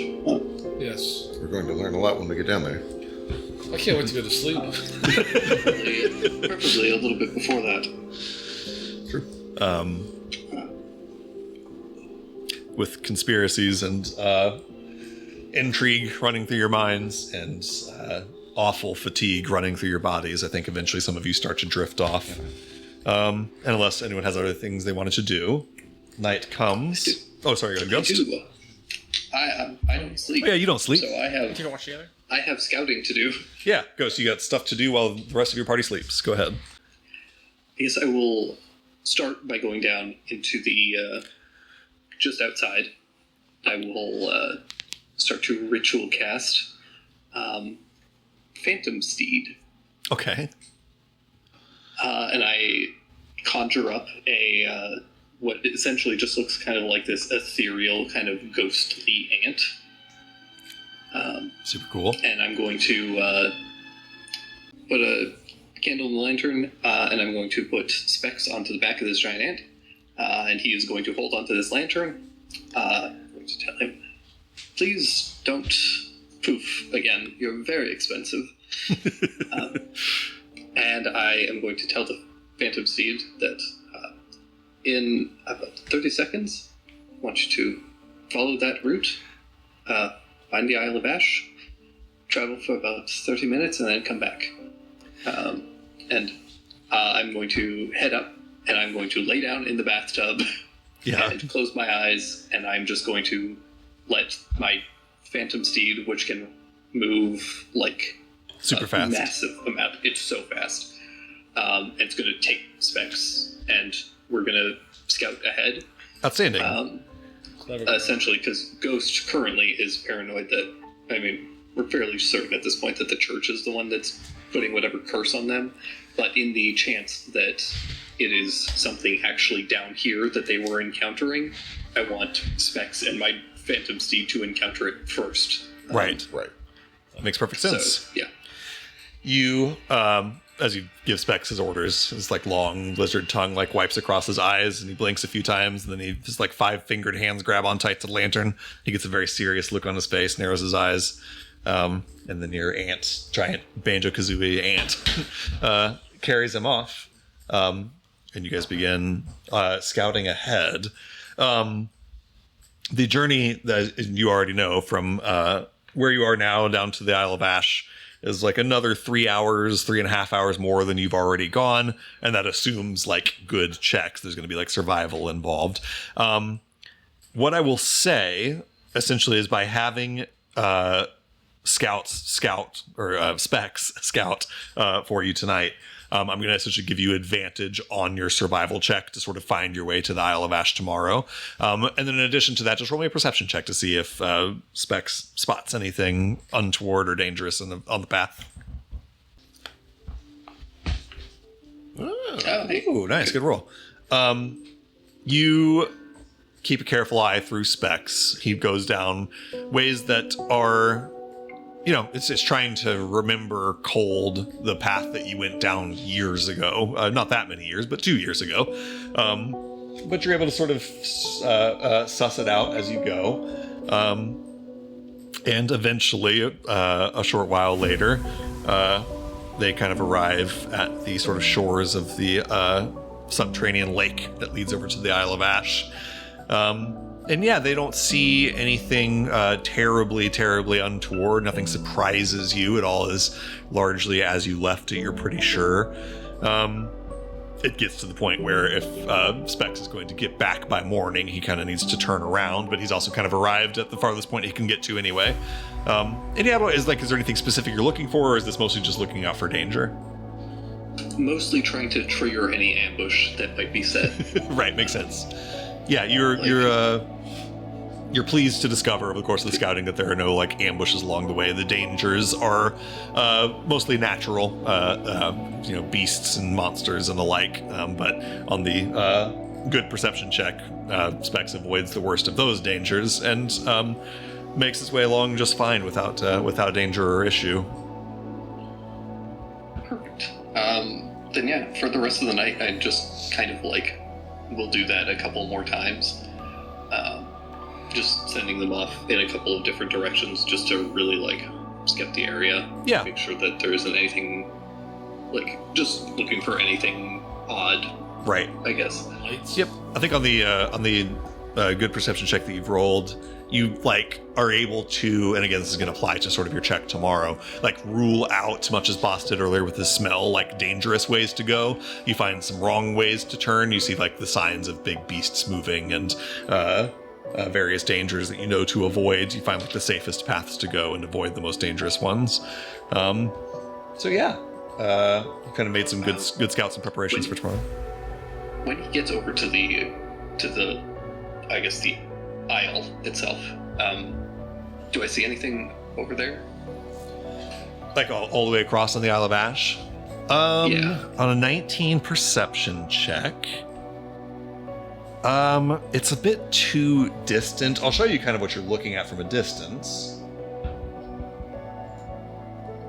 And are there any, like, boats nearby here? Yeah. So you are, this island, the Isle of Ash, is far across a subterranean lake that you're going to have to make your way across on boats. Again, this is the same way you went with Fel. It was exactly how you did it then. And Scouts does see that, or Specs, I keep calling them Scouts.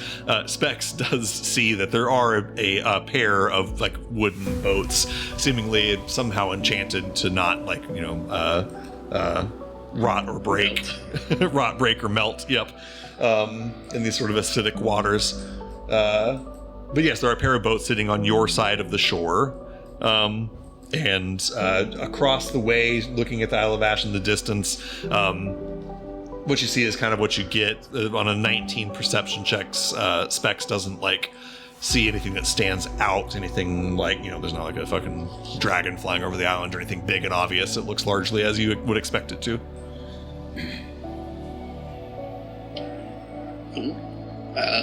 They feel like fairly, or at least a bit more confident about this. You will just kind of take a rest.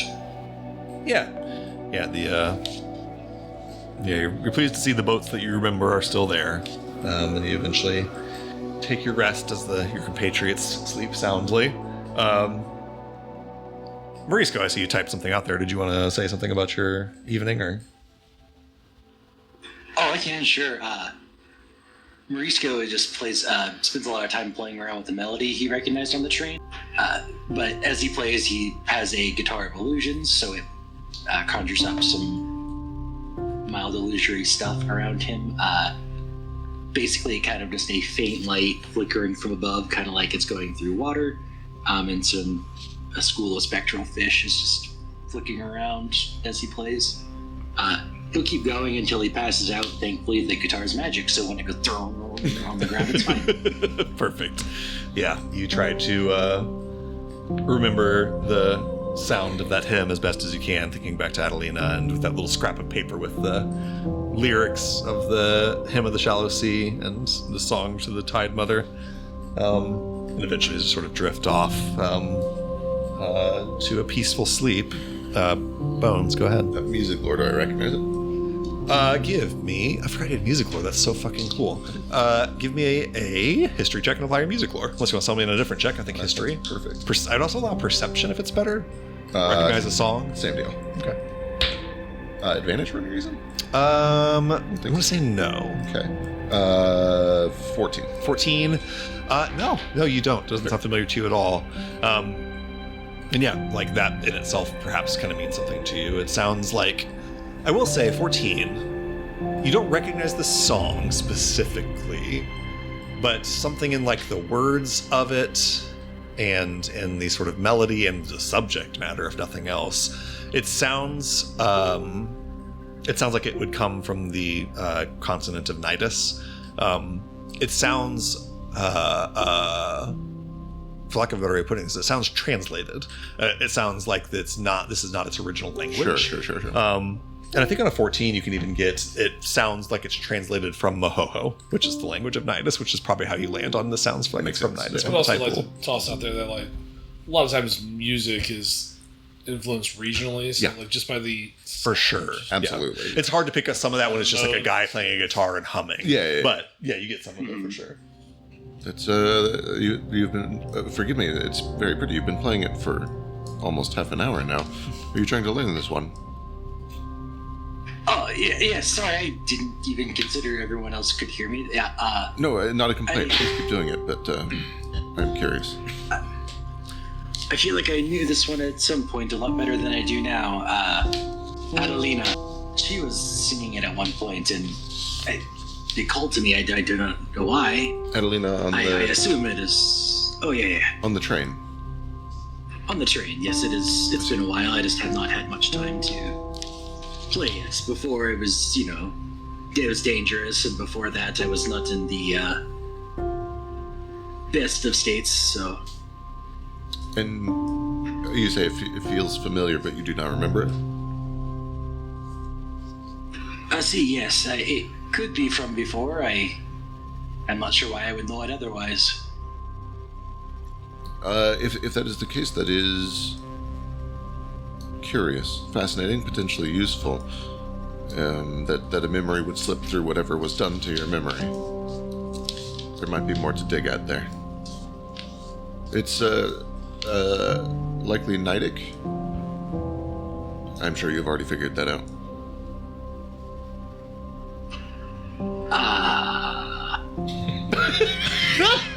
From the Nidus region. And I will say, Morisco, this is something that you know in character. This has always been kind of one of the hints you've had about maybe where you came from. You know how to speak Mohoho and don't remember learning it. You don't know, like, where you got that language from. Do I know that's the region that Moho is from? I guess I would probably. I think you probably would have. Yeah, I assume probably at some point in your life you figured that out. And then forgot. I do suppose that makes sense. I know Moho. I do not know why, but Oh, it is there. well, yes, that is. I mean, that is two flags in the right direction. Perhaps sometime when we are out of this awful, cold, dark place, we go to a beautiful beach in Nidus somewhere. That does sound much better than this, yes? Much better. With And that. maybe we can get that drink that you mentioned back in Daybreak City, right? That sure would be great. I could use something that is more relaxing than what we've had for the past week. Sugar water tends to. It's very sweet. Well, hopefully you can sleep eventually. Yes. Don't stop on my account. I'm actually enjoying it quite a lot. I was just curious. Bones, you eventually. I don't know which. I think you probably outlast Morisco in staying awake a little bit, perhaps out of just protectiveness, if nothing else. And you kind of watch these dancing sort of illusions of sea waves and little tropical fish kind of swimming around the room before eventually the guitar clangs to the ground and Pick it up, move pick it it over. up and eventually fall asleep. And then Marble, what you got? Well, do her do her thing. Okay. Well, we're watching. Sorry. How are you holding up, Marble? Kind of like, I don't know, stops and kind of thinks about it. Okay. I think it's weird.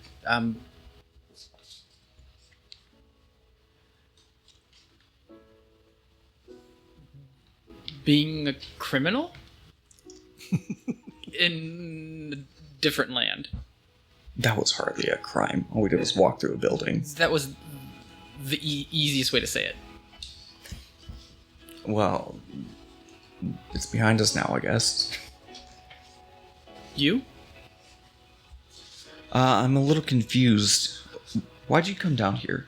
Not just down here. Why'd you agree to leave Daybreak with me? Go to Cherry Falls. I know we got sidetracked. I told you we were coming here first, but... Well, I was already going to Cherry Falls. And then... Right, but then we came down to Hollow Hive and almost died on the way. And then we agreed to go to the Abyss and almost died getting to the fortress to get to the Abyss. And then we almost died in the fortress to get to the Abyss. And now we're in Hell. So, what are we doing I here? think it's a little bit of the lost cause fallacy. Like, at this point, there's no turning back. There's always turning back. That's not real. Well,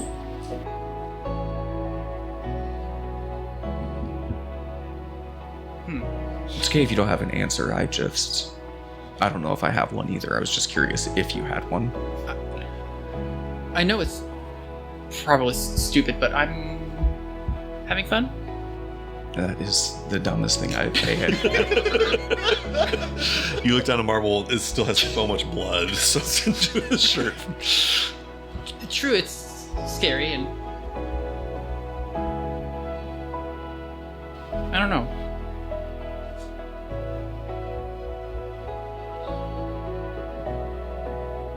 You're like looking around the cave. Well, listen, I'm glad you're down here. And I need you to make me a promise. Okay. If things get bad, you have to run. He like bites the inside of his lip.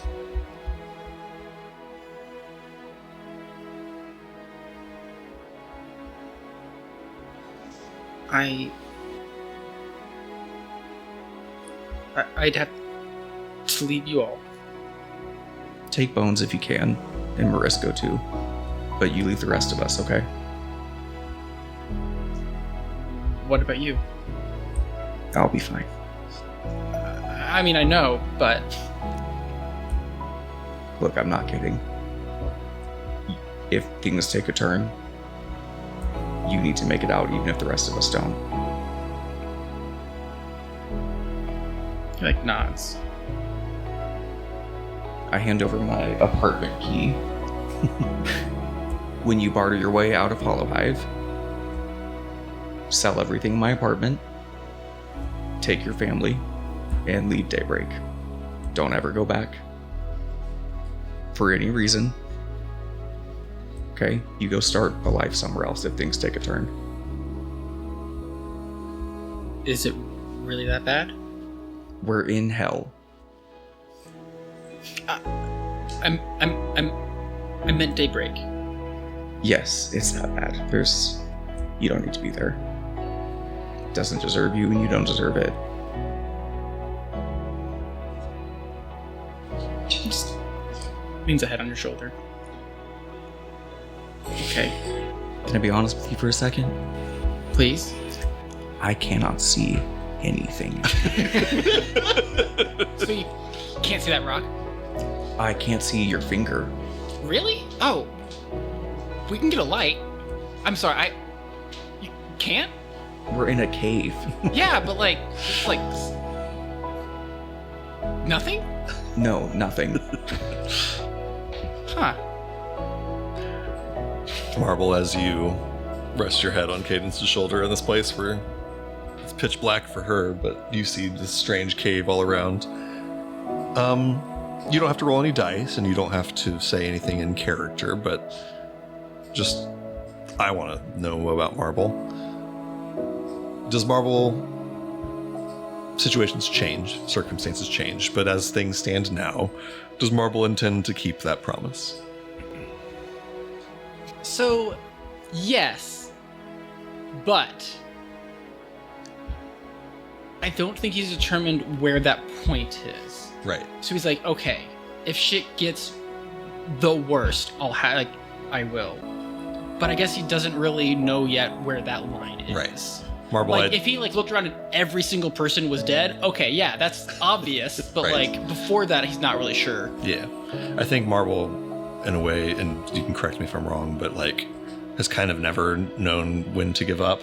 Has never known how to, like, I don't know, like, He's kind of always been a little bit of an underdog. yeah. I mean, we started our story with Marble, like, being so dedicated to winning a race that he, like, destroyed his car about it. Yeah. It's hard to imagine Marble walking away from, a challenge, no matter how dire the circumstances would be.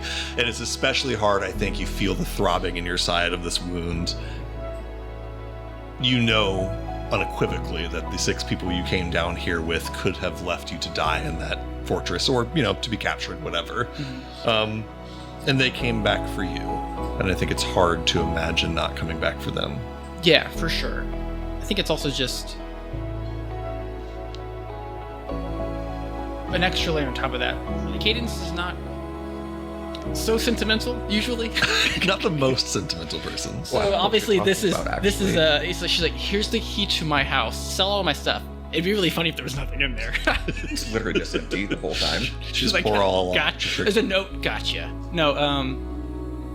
The thought that Cadence would, in not so many words, sacrifice herself and just give all of her stuff to him is probably a little jarring. Right. For sure. There is a little jarring. There's no probably about it. Makes sense. Those thoughts run through your mind as eventually the two of you return from your rest and get sleep. And eventually, dawn does come, though there's no light to bring it. There is the wash of green of a prime zenith. You guys feel, for your entire life, as long as you have lived, every 5 days there's a prime zenith, where the zenith is especially powerful. Your wounds naturally stitch themselves closed and magic sort of surges through you. You have never felt anything like what you feel when the prime zenith comes this morning. Every prime zenith you have ever felt has occurred about 9 miles above the ley lines. As it is now, the distance between you and the ley lines is measured in feet, not in miles. You feel a vibration so intense in your body. You feel like all of your muscles are simultaneously flexing. You feel just an unbelievable surge of energy. Your heart begins to just thump, thump, thump, thump, like almost thumping out of your chest. The green psychedelics of it are so intense as to almost blind you. It is unbelievable the amount of power that surges through you as you experience this prime zenith in this proximity to the ley lines. All of you receive a long rest. You get back all of your hit points, all of your long rest resources. You get back your normal back. And we're level 20. You are not level 20 yet. Give me 70 more sessions maybe. And you guys get back your normal amount of mana for a short rest as always. I'm also going to change to the Juggernaut. Okay, cool. Juggernaut armor. You guys wake up in the morning. Around the time of the zenith is when you kind of get up anyway, because you guys went to bed pretty early. So you guys get up, make your preparations for the day, begin sort of prepping spells, and Marvel's getting his armor all set up for the day, or for the week. Let me give your hit points back. I thought the armor was I guess is the armor per week? I don't fucking know how artificers work. Okay, well, I think it's per week. Or per day. It's per day, because... Don't ask me to be right about a thing. Okay. You're right, it is per day, I think. All right. With that, Ghost, you're able to kind of relay your findings from your scouting. You kind of know the way to the Isle of Ash. It still is going to require a survival check to do it safely, but it just will have advantage from the scouting that you've done. Are we doing this sneakily? It's up to you guys. Are you doing it sneakily? I'd rather not. I always travel sneakily. True. You guys make up your mind. Yeah. I will say I'm wearing my armor. I can't keep getting I can't keep spending the first round of combat getting my armor on. So the travel to the Isle of Ash would normally take about 3.5 more hours. If you go stealthy, it's going to take you about 7 more hours instead. So you got to go half speed to go sneaky. You can't even see. Scene, I would say scene is fairly Right, untraveled. we're and going also to I have can't light, see. so we're not being sneaky. I will also tell you, kind of above board, you have an unbelievably good perception check and a night of scouting to avoid dangers. You've kind of already made a bunch of checks to not get into danger. So you guys gather your things and begin your way down. I would like a survival check from somebody that has advantage, no matter who does it. Dirty 20. Okay, brilliant. Boss and Ghost kind of lead the way, with Ghost sort of relaying the information he got from Specs, and Boss sort of just kind of intuiting his way through the Underdark. You guys spend Eagle eye on the crystal up just in case there's a light or something ahead of me. I'm able to immediately keeping an eye out. Go ahead and roll me a perception check. It's 2 miles away. And do it with advantage, not for sight, but for smell. 22. Brilliant. You guys spend about 3 or so hours trekking through the Underdark, through the deepest stratum of it. Largely, it seems much the same as the last, 2 days you spent going through the Underdark with Norbu. Though, again, the spaces are getting a little bit smaller, though not by very much. And there's a little bit less life down here. There's a lot more. And the life that you do find is stranger still than the life that you found before. There's weird, aberrant things that move in the dark through here. Sometimes you'll just hear on your perception check, what sounds like screaming or just terrible sounds coming from the dark. Yeah. Scary sounds. But Ghost, again, good survival check with help from Ghost. He's able to sort of lead you the safe ways. both of you working together until eventually, about 3 hours in, Boss, with your smell, you start to smell just a very bad, sort of acrid smell. It smells sharp. It stings your nose a little bit. Your trunk, the tip of your trunk starts to kind of like sting, like you're smelling vinegar, like you're smelling something sort of hot. And eventually another. Not putrid? No, not putrid. Acidic. Like the air is sort of stinging to your nose, yeah. And eventually another 30 or so minutes pass, and you reach the shores of what I showed Ghost earlier. Off in the distance, across a vast subterranean lake. For all the spaces you have traveled through in the Underdark so far in the last week, this is the largest space you have yet seen. It is a huge, vast cavern, big enough to house a giant subterranean lake, which in the center of it is a big island, itself, miles across. Is this less than 2 miles from us? It is, less than 2 miles from you. Yeah, certainly. Can I see the fact that there is like magma, seismic activity? Yeah. Illuminating anything? Yeah, you can see across the way there's just kind of like an orangish glow to the whole island, and you can see occasional of lava, like bursts of lava. A lot of volcanic and seismic activity down here. Through the lens, can I see any structures, any smoke? Yeah, give me a perception check with advantage. Oh, that's still 16. Okay, 16's not too bad. Yeah, you do. It's kind of hard to see because, as you can see here, it's kind of almost crater shaped, like a caldera almost, where there's like tall, jagged, rocky edges along the sides, so it's hard to see the middle of it. You do see, again, your eagle eye lens, as you see detail up to 2 miles away. You can see flying things. You can't quite make out their exact shapes, but you see some sort of, they almost look humanoid, like human-sized at least, or maybe a little bit smaller, maybe more like gnome or halfling-sized, with long, leathery, kind of bat-like wings, and then a bunch of like spines protruding from their backs.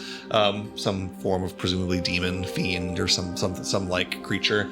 No, like watchtowers or structures along the... Yeah, not on a 16, you don't see any, like watchtowers or people keeping watch, looking out over the lake or anything like that gives you pause about crossing. You can see on a 16 sort of a low sort of parting in the mountains that form the edge of the caldera. You sense that like a good place to get in through those mountains to make it a little bit easier, so you kind of have like a good bead on where to go. And that smell as you arrive here is powerful on your nose. You're able to eventually suss out that it is the water, in case Ghost hasn't already explained that to you at some point in these hours of travel. The water here is acidic and dangerous to the flesh. It will burn the flesh to touch even. There's kind of just a low mist that hangs over everything that itself is kind of a little bit greenish in hue and sour of smell. Hard to it's easy to see where this place earned its name and why people don't come here. It's bad here. It's a bad place. No, it's bad. It's bad here. I just relay all the information you said to the party about the flying creatures and a potential like good way in. And yeah, and you do see down by the shore is a pair of just like kind of like otherworldly almost looking in this place, just like wooden rowboats with some or some oars sitting on them. Again, as Ghost recognized, presumably some sort of magical, or they would be like eaten by the acid.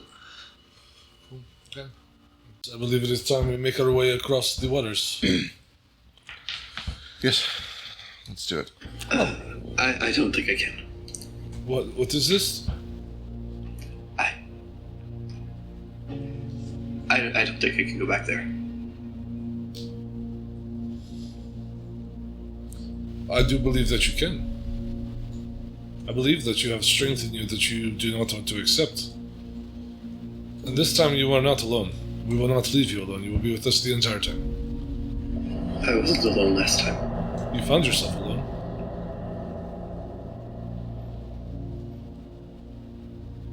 What if you don't find yourself alone this time? You just be with me. It'll be okay. We need you here, Ghost. We need you. I have nothing else to say about this except that we do need you with us. If you don't have the strength, I don't believe it, but I won't fight it further.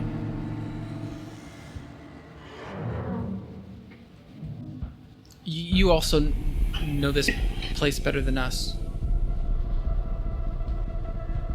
Yeah, he looks really freaked out. I got a 1 on my wisdom save. He looks back at the way we came and sees like a pitch black tunnel and sees looked across the lake and sees the place where he had the worst day of his life. And he'll just hold out a hand to Boss. I'll take his hand. I think with Boss speaking to you and with Marble kind of supporting you as well, why don't you roll your wisdom save again with advantage?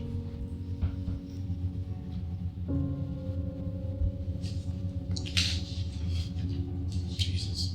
Yikes. 50 to 10. Right. There was Say a there's 1 in no there. Actually, hold on. 1 and an 8. Okay. Is this a saving throw? It is. This is kind of, I don't have a DC in mind Okay, for I this. cast resistance. Perfect. Add a D4 to your save there, Ghost. Can you resist emotional damage? There you go. Get you up to 14. I leave it to you, Ghost, to decide what that roll means, but, you've gotten 3 times as high almost as the roll that you rolled initially with the help of your friends. I'll hold one of his 1,000 other hands. Ghost, who was it that came for you when you were stuck on this island? The other professors and rescue team, Roha, who we met briefly. Do you think they are heroes? Yes. Do you think they were scared? Most likely. Now it is your turn. Let's go be heroes, shall we? Your friend is waiting for you. Right. Hell yeah. And, we'll see the boats that we took previously and can nervously just test them, make sure that they aren't still in, serviceable condition. Yeah, you look over these boats real quick, and they seem serviceable.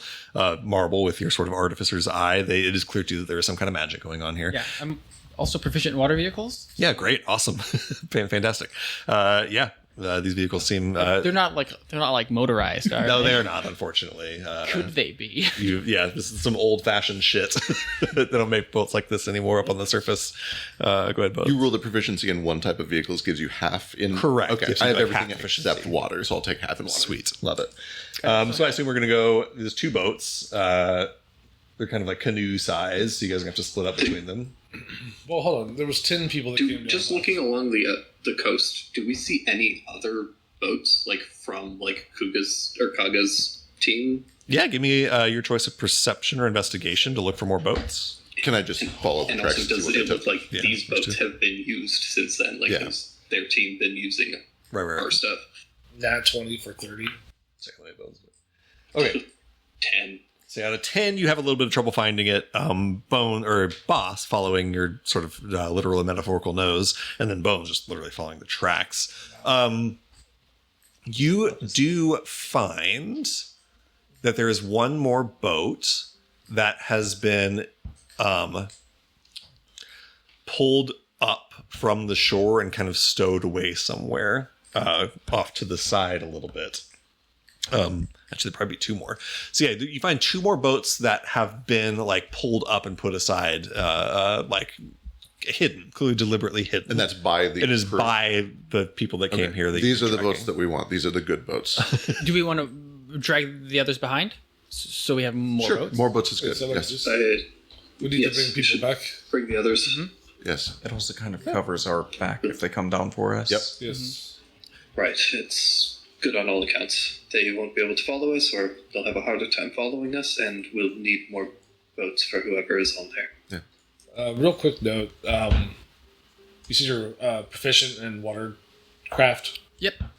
So the 2 boats that we found, they're fine, right? They're healthy boats. They're just like canoe size. I guess go ahead and give me a water vehicles check to inspect them, and you can do it the same. Can I add my vehicle's lore? Yes, absolutely, you can. 19. 19 is brilliant. Bones, you get. This is intelligent? I would say intelligent. You can do wisdom if it's better, but I assume int is better for you. Int is better. 18. 18 and 19. Okay, cool. You look them over. They seem fine. They don't seem to have been like sabotaged or anything. Reacting to the water, the acid? Yeah, you can push them in the water, but they don't seem to react. No one has proficiency in like alchemist tools, do they, to identify an acid? I know you have like basically all tools, kind of. I but- don't have that yet. Right. But Oh, that's later. Okay. Negative. Yeah. So none of you like know much about this acid. You think it could be that it's just an acid that doesn't affect wood for whatever reason, but There's some but with the detect magic, you know they do have an abjurative magic on them. I have like a wooden hand fan. Yeah, you could I'll like stick draw- your I'll wood stick in there it. and see if it affects it. You stick your wooden hand fan in there and kind of wait a few seconds and pull it out. And over the following, depending on how long you wait, several minutes, you do see a little bit of corrosion kind of start to form. They just kind of start to discolor a little bit. So you do sense that maybe this doesn't affect wood as fast as it might affect flesh. But these boats Gotcha. certainly are still enchanted. So, to piggyback on the same question I was just asking, the first 2 boats were imbued with this magic. They're Yeah. made from wood. The new 2 boats that we found, what are they? Are these? They seem exactly the same to your inspection. It's not They might- super duper clear why they. They might just be hidden so that someone doesn't take all the Right. boats. So they have like, they're wooden canoes, I assume. Yeah, they look like wooden canoes. So and- backing up on that, there was 10 people that came down on the last one to Uh-huh. be delivered. Assuming that they don't leave people on the shoreline here as they take the exiles across and deliver them to the isle. That means that, 5 people per canoe? That's a large canoe. Yeah, they're pretty big. You could fit 4 to a canoe comfortably. If you really needed to, you could put 5. But you would guess taking 10 people, they probably took a couple of these canoes across, is your guess. Now we know there are 4 boats. That makes a lot more sense. Yeah. Right. For what it's worth, also, if we plan on simply teleporting out, we can sink these boats and make their next trip harder. Yeah, I'm just against this. Yeah. A knowledge check before I do any practical testing. If I use Dust of Dryness on seawater, do I get seawater back out of it? You get whatever you put in, I think. Sick. I fill up the Acid? remaining. I fill up my remaining dust. Terrific. You got a bunch of dust of acid water. I'll save one. I'll save one dust, just in case. Yeah, I think You that never know, we like. might find like a big pile of apple juice and you can have apple Yeah. Right. Yeah. So I'm trying to think like it's. I will say, I know this isn't happening right now, but just to draw a limit, it would not pull creatures into it, if that makes sense. Reasonable. Yeah. So, Just acidic. Subterranean water. yeah. Cool. Has to be liquid. Go ahead, Marble. yeah. I'm gonna do one more thing. I'm gonna find a rock about like this big, like a Okay. Yeah, maybe about the baseball-sized rock. Yeah, kind of flatter, and I'm gonna take it and I'm gonna like kind of just crush it between my hands, and you just see like steam coming off my my suit, and I'm going to use my all-purpose tools to turn it into. I can transform as an action. You can touch an item and transform it into any type of artisan tool of your choice. So I'm going to recreate my long lost radio. Oh, nice. You create By long lost, I your mean, pulse like, code beeper yeah, thing. That way, I assume that we're going to be on different boats. So we can stay in communication. Lovely. Yep, you recreate your little pulse code beeper. Lovely. Okay, you guys have 4 boats now. Are you? So we can split up. How are you divvying it Yeah, up? I assume that we probably just want to be 2 per each group of 2 boats, each dragging another boat behind us in case we need to like either jump to the other boat or just. I say we all just split up amongst the 4 boats, right? Do we have 4 people confident that they can row a boat? I will say, like, rowing a boat does not require any kind of proficiency. I was saying the Row a water boat. looks placid, right? Yeah, it's dead still. Yeah. It's eerily dead still. There's no wind. Yeah. Two of us, myself, and somebody else, remain in your costume, and then the rest of us, or the rest of you, rather, remove your costumes and just keep your hands behind your back. I really like my costume. Look like prisoners.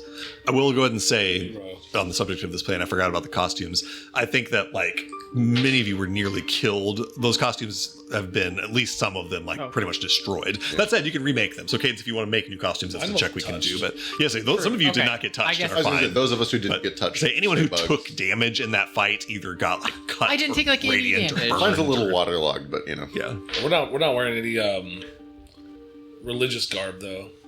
Yeah, I was going to say, if it is just your friends down here and they're feeble-minded, maybe we don't want to look like the people who dragged them down here. I have some theories about what may be going on this island, and I think it would be best for me to be wearing my garb, and he will pull out his vestments. Okay. You think it's a prison? I think it's a feeding portal. Yeah. No, I think it's a labor camp. Oh, that would also make sense. I would prefer When not to we have were here last, there were ruins on this island that we were in the process of excavating. Ah, so that's what they're I doing. can't think of any other reason for them to need this many people on this island other than Work. labor. Slaves. I was thinking human sacrifice, but that also makes sense. Slavery. I mean, technically, it What's is a the very difference? slow sacrifice over time. If it was human sacrifice, they wouldn't be alive currently. That is true. You heard it here first, folks. Labor is just slow human sacrifice. Fuck the proletariat. Slavery is human No, sacrifice. all Just like labor. capitalism. All labor? All labor. Tell Karl Marx, dude. Tell If- Karl Marx. From each according to his ability, to each according to... Anyway. So if Cadence, if you want to disguise some people as prisoners, go ahead and give me another disguise kit. Check. Yeah, I will do disguises for whoever we decide on. Do you have anything less itchy? The bug costume about drove me insane. I was just, mine was comfy. What was all carapace? Kind of limited to what I have in the case here. So You wanna be a you don't have to be prisoner? bugs. There's dwarves and kobolds. Shave him. I can make you a Just dwarf shave cat. it bald. My beetle costume is in perfect condition. On top of your armor, it will look normal, I believe. And I'll just wear my robe over my head and hands behind my back. My armor definitely does not look like any insect. No, but what I'm saying is my gigantic elephant beetle, not what you call it. Yeah, beetle. Hercules beetle. Hercules beetle costume with my size would probably fit Yeah. over top your armor. Yeah, so you're in a weird situation. So, Cadence, you go to make some more, and you just don't have enough supplies. It all got so fucked by that fight, and you don't have a bunch of like carrying around with you. You don't have like a wardrobe. But you still, last time you rolled like a 30 something. Right. You still have, however many people didn't get damaged in that fight, some very good costumes left. You just don't have Just enough for for mine. everybody. So, yeah, you put the Hercules beetle costume on the robot. Yeah, and I just throw my black robe Right. over my head. And, Cool. Yeah. Lovely. With all those, oh, sorry, go ahead, Bo. while they're doing those preparations, I want to just pluck out a few hairs and drip them into water and see like how fast that shit melts. The hairs burn away to nothing within the span of 6 to 10 seconds. I hate that. That's great. Thanks. It's not good. cool. Pee in it. Yes, don't touch that. Yes, this is certainly not just like, oh, I get a red rash over the course of the next day. This is you fall in and die. You drop the hair in, you Yes. kind of sprinkle it across the surface, and at first it just sits there and floats for maybe 2, 3, 4 seconds. You're like, okay, this isn't so bad, and then kind of all of a sudden Right. it's like Gets through the oil and melts. Yeah. yeah. So it takes a couple seconds to activate, but once it's activated, it's fast. Yeah, I hate that. Cadence has the most devious look on his face. Can I sneak away for a second? Jesus, give me a stealth check. I'm definitely watching. Just don't pee on it. It makes a 18. poison gas. 18. Oh, he's about to dispose of body. What's your passive perception? It's 20, right? 20. Yeah. So I don't. Anyone with a passive perception higher than 17, Cadence like goes off to do her costumes and kind of like goes a little further.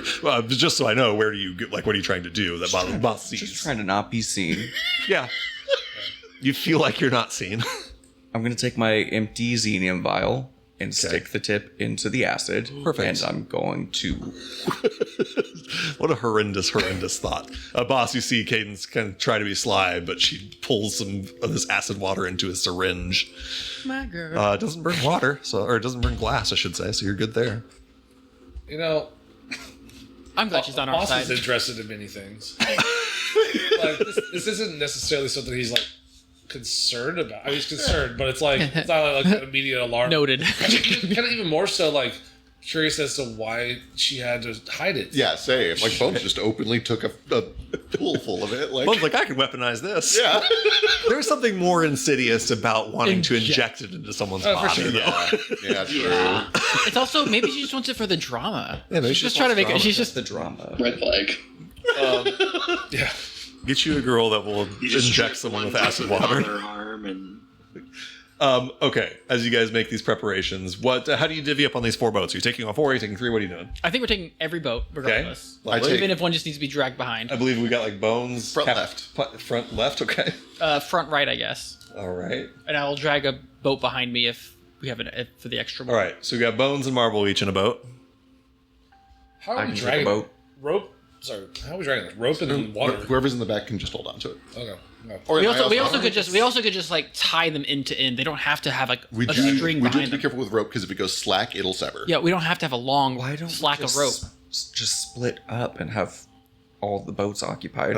That's fine. We could. I'm just Yeah. saying we also don't have to have them more than like 6 inches. It's not like the boats are going to crash and like they're going to explode. Let's say this: there was Kaga and 3 other priests, so that's assumptions that there are 4 pilots. So Right. we can take all 4 boats. Okay. Yeah. So let's see. Maybe Boss Not wants a- to pilot one. I'll take one. Actually, and Well, maybe- no, I'm yeah, sure, fuck it. And Mariska, you're a water person. You can paddle a boat, right? Okay, so now let's see here. Cadence, whose boat are you going on? You got Boss, Morisco, Marble, or Bones that you can ride with. Who's your favorite friend? Who you gonna inject that acid Who do into? you inject that acid Marble. into and murder them? No, I will go with Marble though. Okay. Ghost, who are you riding with? You got Bones, Boss, or Morisco? I will stay with Boss. Makes sense. He promised to stay with me. Here's your comfort blanket. I got you, baby. Then Patches, who you want to ride with? Bones or Morisco? Well, Morisco might eat me. Bones might punch me. True. So honestly, I think they should both be in the same boat, and then I can take over. Okay, that works. That's fair. That's fine. I mean, I've driven a Also, real life Patches car. So. refuses to get in the boat. You could come with us, Mr. Patches. You are welcome on this boat. Do you want to be Can I have an my own boat? You can have your own I was boat. gonna say, if you kick Morisco out of the boat, then you would have your own boat. Perfect. So you each have. Don't lose it like the Honda Odyssey. Trust him. I'm making no promise. I need to see how he drives. Oh no, we've seen how he drives. It's fast. It's furious. All right, you guys get It's into both these of those boats. things. All right, I start speed it's racing. Biglia. I start racing instantly. You guys begin rowing across the water. Again, it is like placid and calm and completely still in a very eerie way. Those of you rowing have to be careful not to like push the rows or the oars down enough that the water drips down to your hands or it will burn your hands, but you have to go kind of carefully and slowly for that I do wear reason. my giant metal gloves. That does help. Let me get perception checks from, let's see, the people in front are Marble, Cadence, Bones, and Morisco. Can I give you a vehicle check instead? Well, Under no she makes it. I mean, you didn't have to do this. You can just roll it if you want to. Yeah. Give me a DC I'm not- 5 water vehicle checks to row a rowboat. It's going to be a 21. Incredible. You row it so good. So good. So smooth. 23 perception. 23 perception. I can roll perception too, but I'm bad. You don't have to, it's up to you. Can I give her advantage? Uh, so good? No. Do you still want me to roll? If you want to. It should be Patches and not Morisco. Right? 17. For this, right? I'm in the back of a boat now. No, I'm talking about these 4 people in front. Oh, like literally up front. Literally Oh, up okay, front yeah. of this group, sorry, Yeah. yeah. Yeah, that makes sense. Okay. 17. You said that's so sad. That we're level 5. Oh, I'm not very good at seeing things. Two. Look at my glasses. 22. 22, okay. You guys are moving along. It's been about 15 or 20 minutes. And Cadence and Bones and Morisco, gonna keeping an eye out as Marble's just nose down dedicated to winning this thing. He said he's having fun. I'm too competitive for this. On the perception checks, 2 from Morisco, a 22 from Bones, and a 23 from Cadence. All of you see in the water as you're kind of just looking around. Funny, he gives us gold. Levels us up. In front of the boat that both the two of you are in, there's just kind of something that Oh. bead of glowing light. No.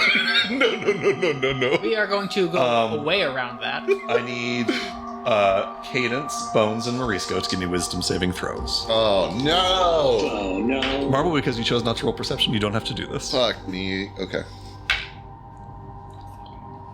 How did I notice it on a 2? Do I even Sorry. notice it? Yes, you do. There you go. I'll tell you what you don't notice in just a moment. If you, I can give you a free resistance spec. I'm going to need more than that. All right. Morisco on a 17. Bones, what'd you get? Yes. 10? 21. 21, okay. I will, if I can. If she succeeds, I'll cast resistance? I think at the moment you don't know that anything is happening. There's no obvious visual here, at least not immediately. Because what happens is the three of you see this glowing in the water. Morisco and Cadence, you both look and assume, oop, that's probably not good. Bones, you see it and you feel like your jaw go a little bit loose and start to sort of like you're kind of drooly. Kind of Cat in the Christmas tree. Yeah, kind of sleepy. Your pupils really, really dilate super, super wide. And the rest of you watch as Bones stands up and moves to get off of the boat. Morisco, you just see the light. No. Cadence and Bones, you both see the source of the light. You can't quite make out the details, but there is a massive looming shadow in the darkness beneath. Great. You guys watch as Bones stands and begins to get off of the boat. All around, there is, much like the Christmas tree that Bones has just mentioned,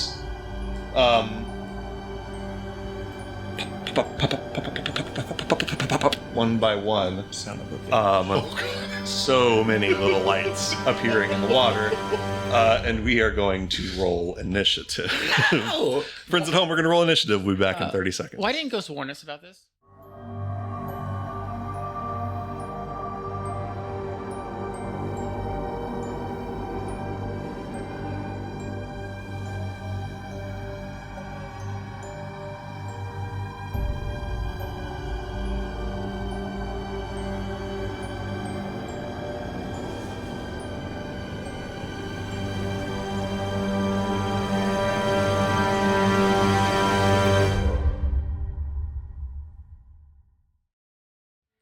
Welcome back, everybody.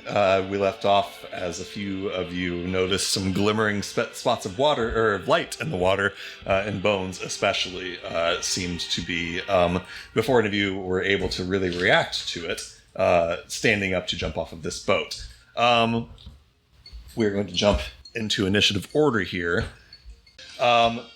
The first thing that happens is anyone with a passive perception greater than 15, which I think is probably most of you. Not me. Okay, keep track of who sees these and who don't.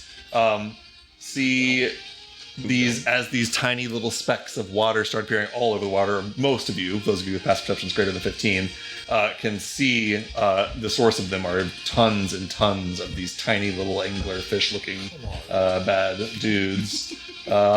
These swarms of these tiny black anglerfish, hundreds of them, all just, kind of the size of a regular old fish or smaller than even real anglerfish, move all at once to swim upwards and try to knock your boats over.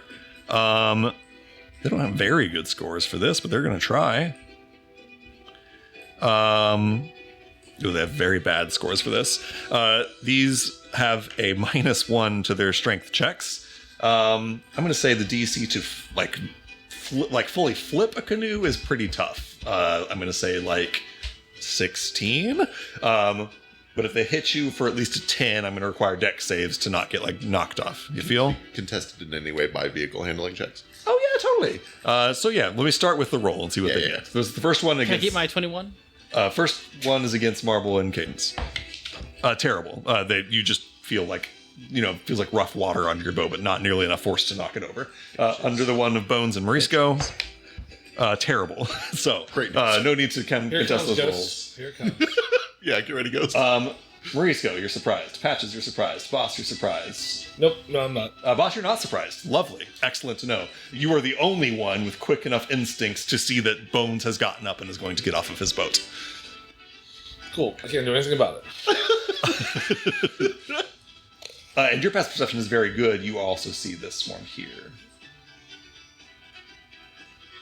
That's about to appear right next to your boat. Here we go. Bones! Bones! Look at me! Look at me! Bones, you vaguely feel like you're hearing something from somewhere very far away. It doesn't matter. Hey, there's more mushrooms in there. Oh, fuck. Cool, so, I don't know. Guys. You make me think on my feet here. I am. That's the game. Oh, yeah, that's right. This is the game. Oh, that's right. D&D. So let's talk about what kind of... Are these beasts? Yeah, they're beasts. The beast. Is the big one a beast? Because it's... Yeah, they're all beasts. Okay, cool. So, I cast Animal Friendship on the big boy. Intriguing. Hell What's the yeah. range of animal friendship? All right. Huh? What's the range of animal 30 friendship? feet? Oh yeah, you're I think within 30. Let's check.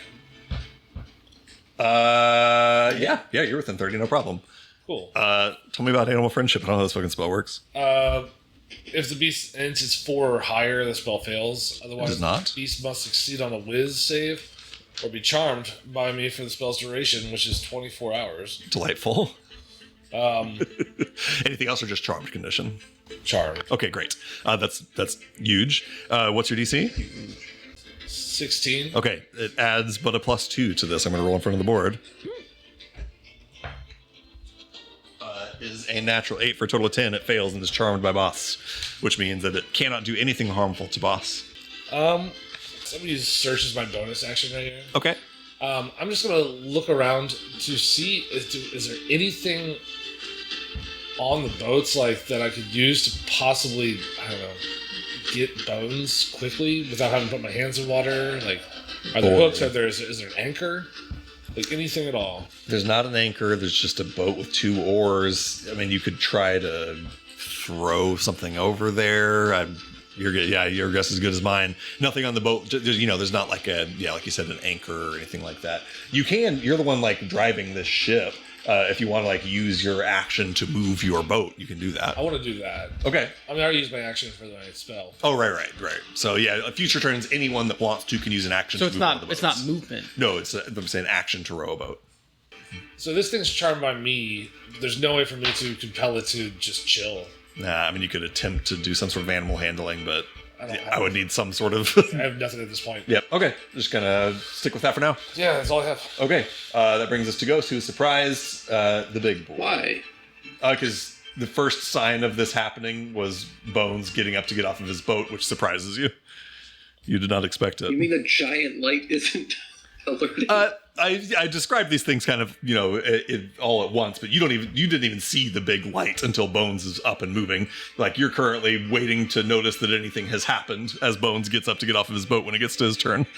As somebody who carries around a giant light on his stick, I gotta say that's bullshit.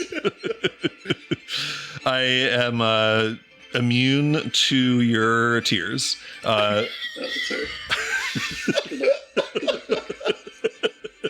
Borrowing that line. This thing is going to hold its action to devour Bones when it gets to the water. Awesome, great. And then it's Bones' turn. Bones, you get up. You mechanically. Isn't he also surprised? No, he is the reason you guys are surprised. I saw the light, which is the problem. Yeah. Right.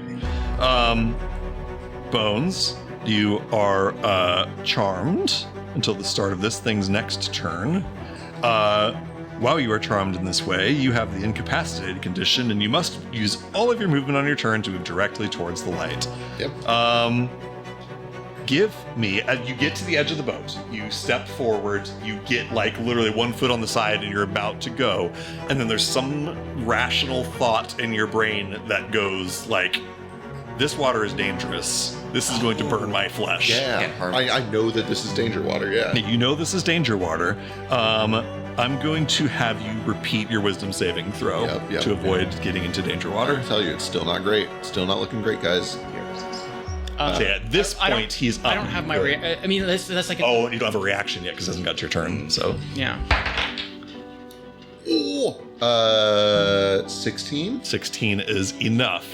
I'm going to say that prevents you from jumping in, which is huge. Yeah. However, it does not break the charmed condition. You still remain charmed for now. You're sort of fighting between twin impulses of don't jump into water that sears my flesh off versus, ooh, I want that light so bad. Videos of like cats at the edge of a canoe waiting to get to land so they can jump. Right. It's just like, Now, that said, this thing was holding its action to attack you. It sees that you are not jumping in, and it is going to just... Waste its action. It is going to just attack you now. You see it like does a leap out of the water to snap at you. look, I hate this. 10 to hit is missed. Ooh, thank God. Fuck's sake. 17 to hit? That hits. Okay, lovely. Such piss damage. You take 9 points of piercing damage as this thing leaps up out of the water enough to just get its big, like, jaws around your ankles. Is going to use its last attack rather than attacking to attempt to grapple you.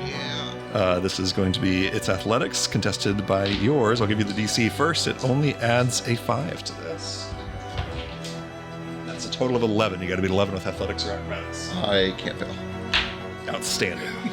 With its last of its 3 attacks, it tries to just pull you into the water, but you avoid the worst of it, and it kind of just splashes down into the water next to you. Dope. That went about as well for you as it could have. Yeah, that went great. That went great. Am I charmed still? You remain charmed until. Even if Let me read. Charm condition started. Charmed by only one at a time. It says nothing about it breaking when you were attacked. Wow. That's crazy. That's awful. That's pretty terrible.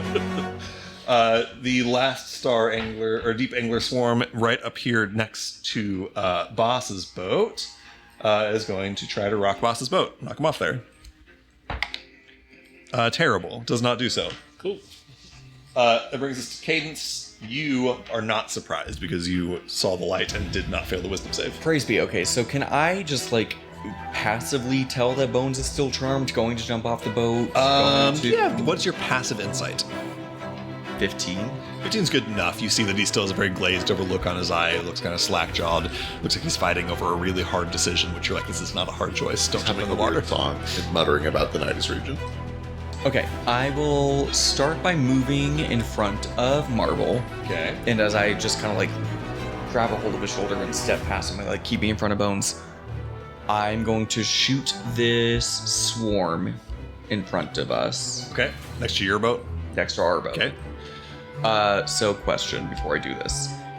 Underwater combat.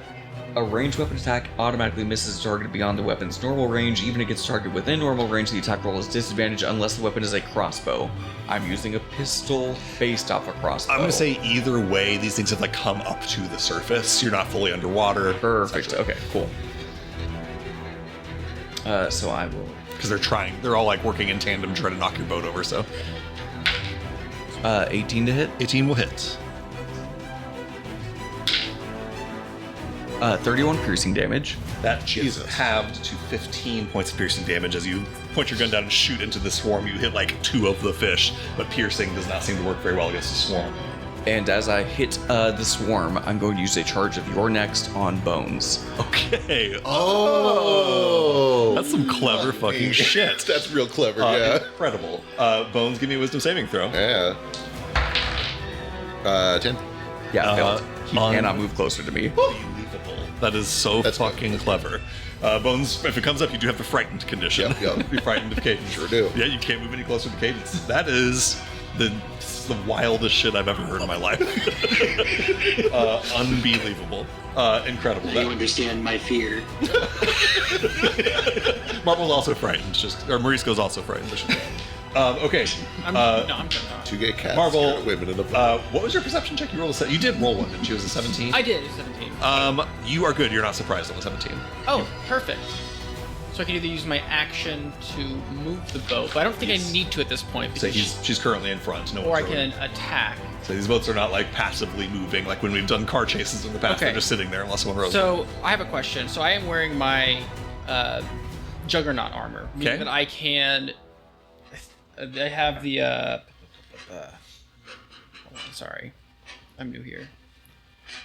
The ability when I attack things to push and pull them. How does that affect swarms? I think it would work fine. It doesn't say that it wouldn't.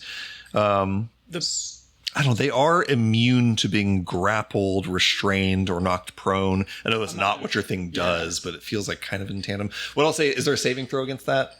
Hold on, let me pull it up. So I would say that if it's a save that they make, I would say they have advantage on their save. But it makes sense, I'm like, just in wondering, lore, if you, like, it is displace blo- the it is- water. It is bludgeoning damage. Yeah, so if you're displacing the water, I could see you, like, moving the whole water, too. While you're looking that up, Cadence, go ahead. Sorry, I have a bonus action. There's no reason not to do this. I will put a help action on the deep angler behemoth for Okay, whoever big attacks one. it next. Oh, Yep. You shoot It your has little to be- sparkly thing down there so we can see a little bit better. Yeah. Help action on the next person who attacks the deep angler. So it has to be a creature that's one size smaller than me. So how does that affect a swarm? Say the swarm as a whole is larger than you. But And the swarm is full of creatures that actually, are smaller. Than me. mechanic, like, lore-wise, if Yeah, you want yeah. to think of it this way, you could knock back one fish, but it's not going to affect I the got you. swarm. Okay. Okay. Well, it doesn't seem like it'd be a wise idea to make myself bigger on a boat. Not that it would make me heavier. I guess I'll just attack the swarm that's... Yeah, well, they're sort of ripping at the side of your boat. Yeah. I'm actually going to booming it, I think. So I think Okay. it'll do more concentrated damage. If I hit it, which I'm not going to. I'm assuming that a 12 does not. 12 does not hit, I'm afraid, yeah. You try to swing your big ball and chain down into the water, it just, like, splashes into the water, but the fish seem unfazed by your attack. Okay. That brings us to the top of the round, and it's getting a little bit late here, folks, so I think that we're going to call that a night. We'll pick up here with this combat next time. Sorry, Ghost. I know you're so sad. Thank you. I just want a turn. I know. I'm sorry for. I'm sorry for being like. You can't say you get a turn of combat, and then it's Yeah, a surprise. I did do that. I said we'll do one round, and then I gave you all surprised for the first round because I hate you. It's like, let's do a round of combat where only I play. And it worked, and here we are. Thank you, everyone, so much for watching. We will see you next time on Spirit and Salt. Goodbye. Goodbye. Goodbye.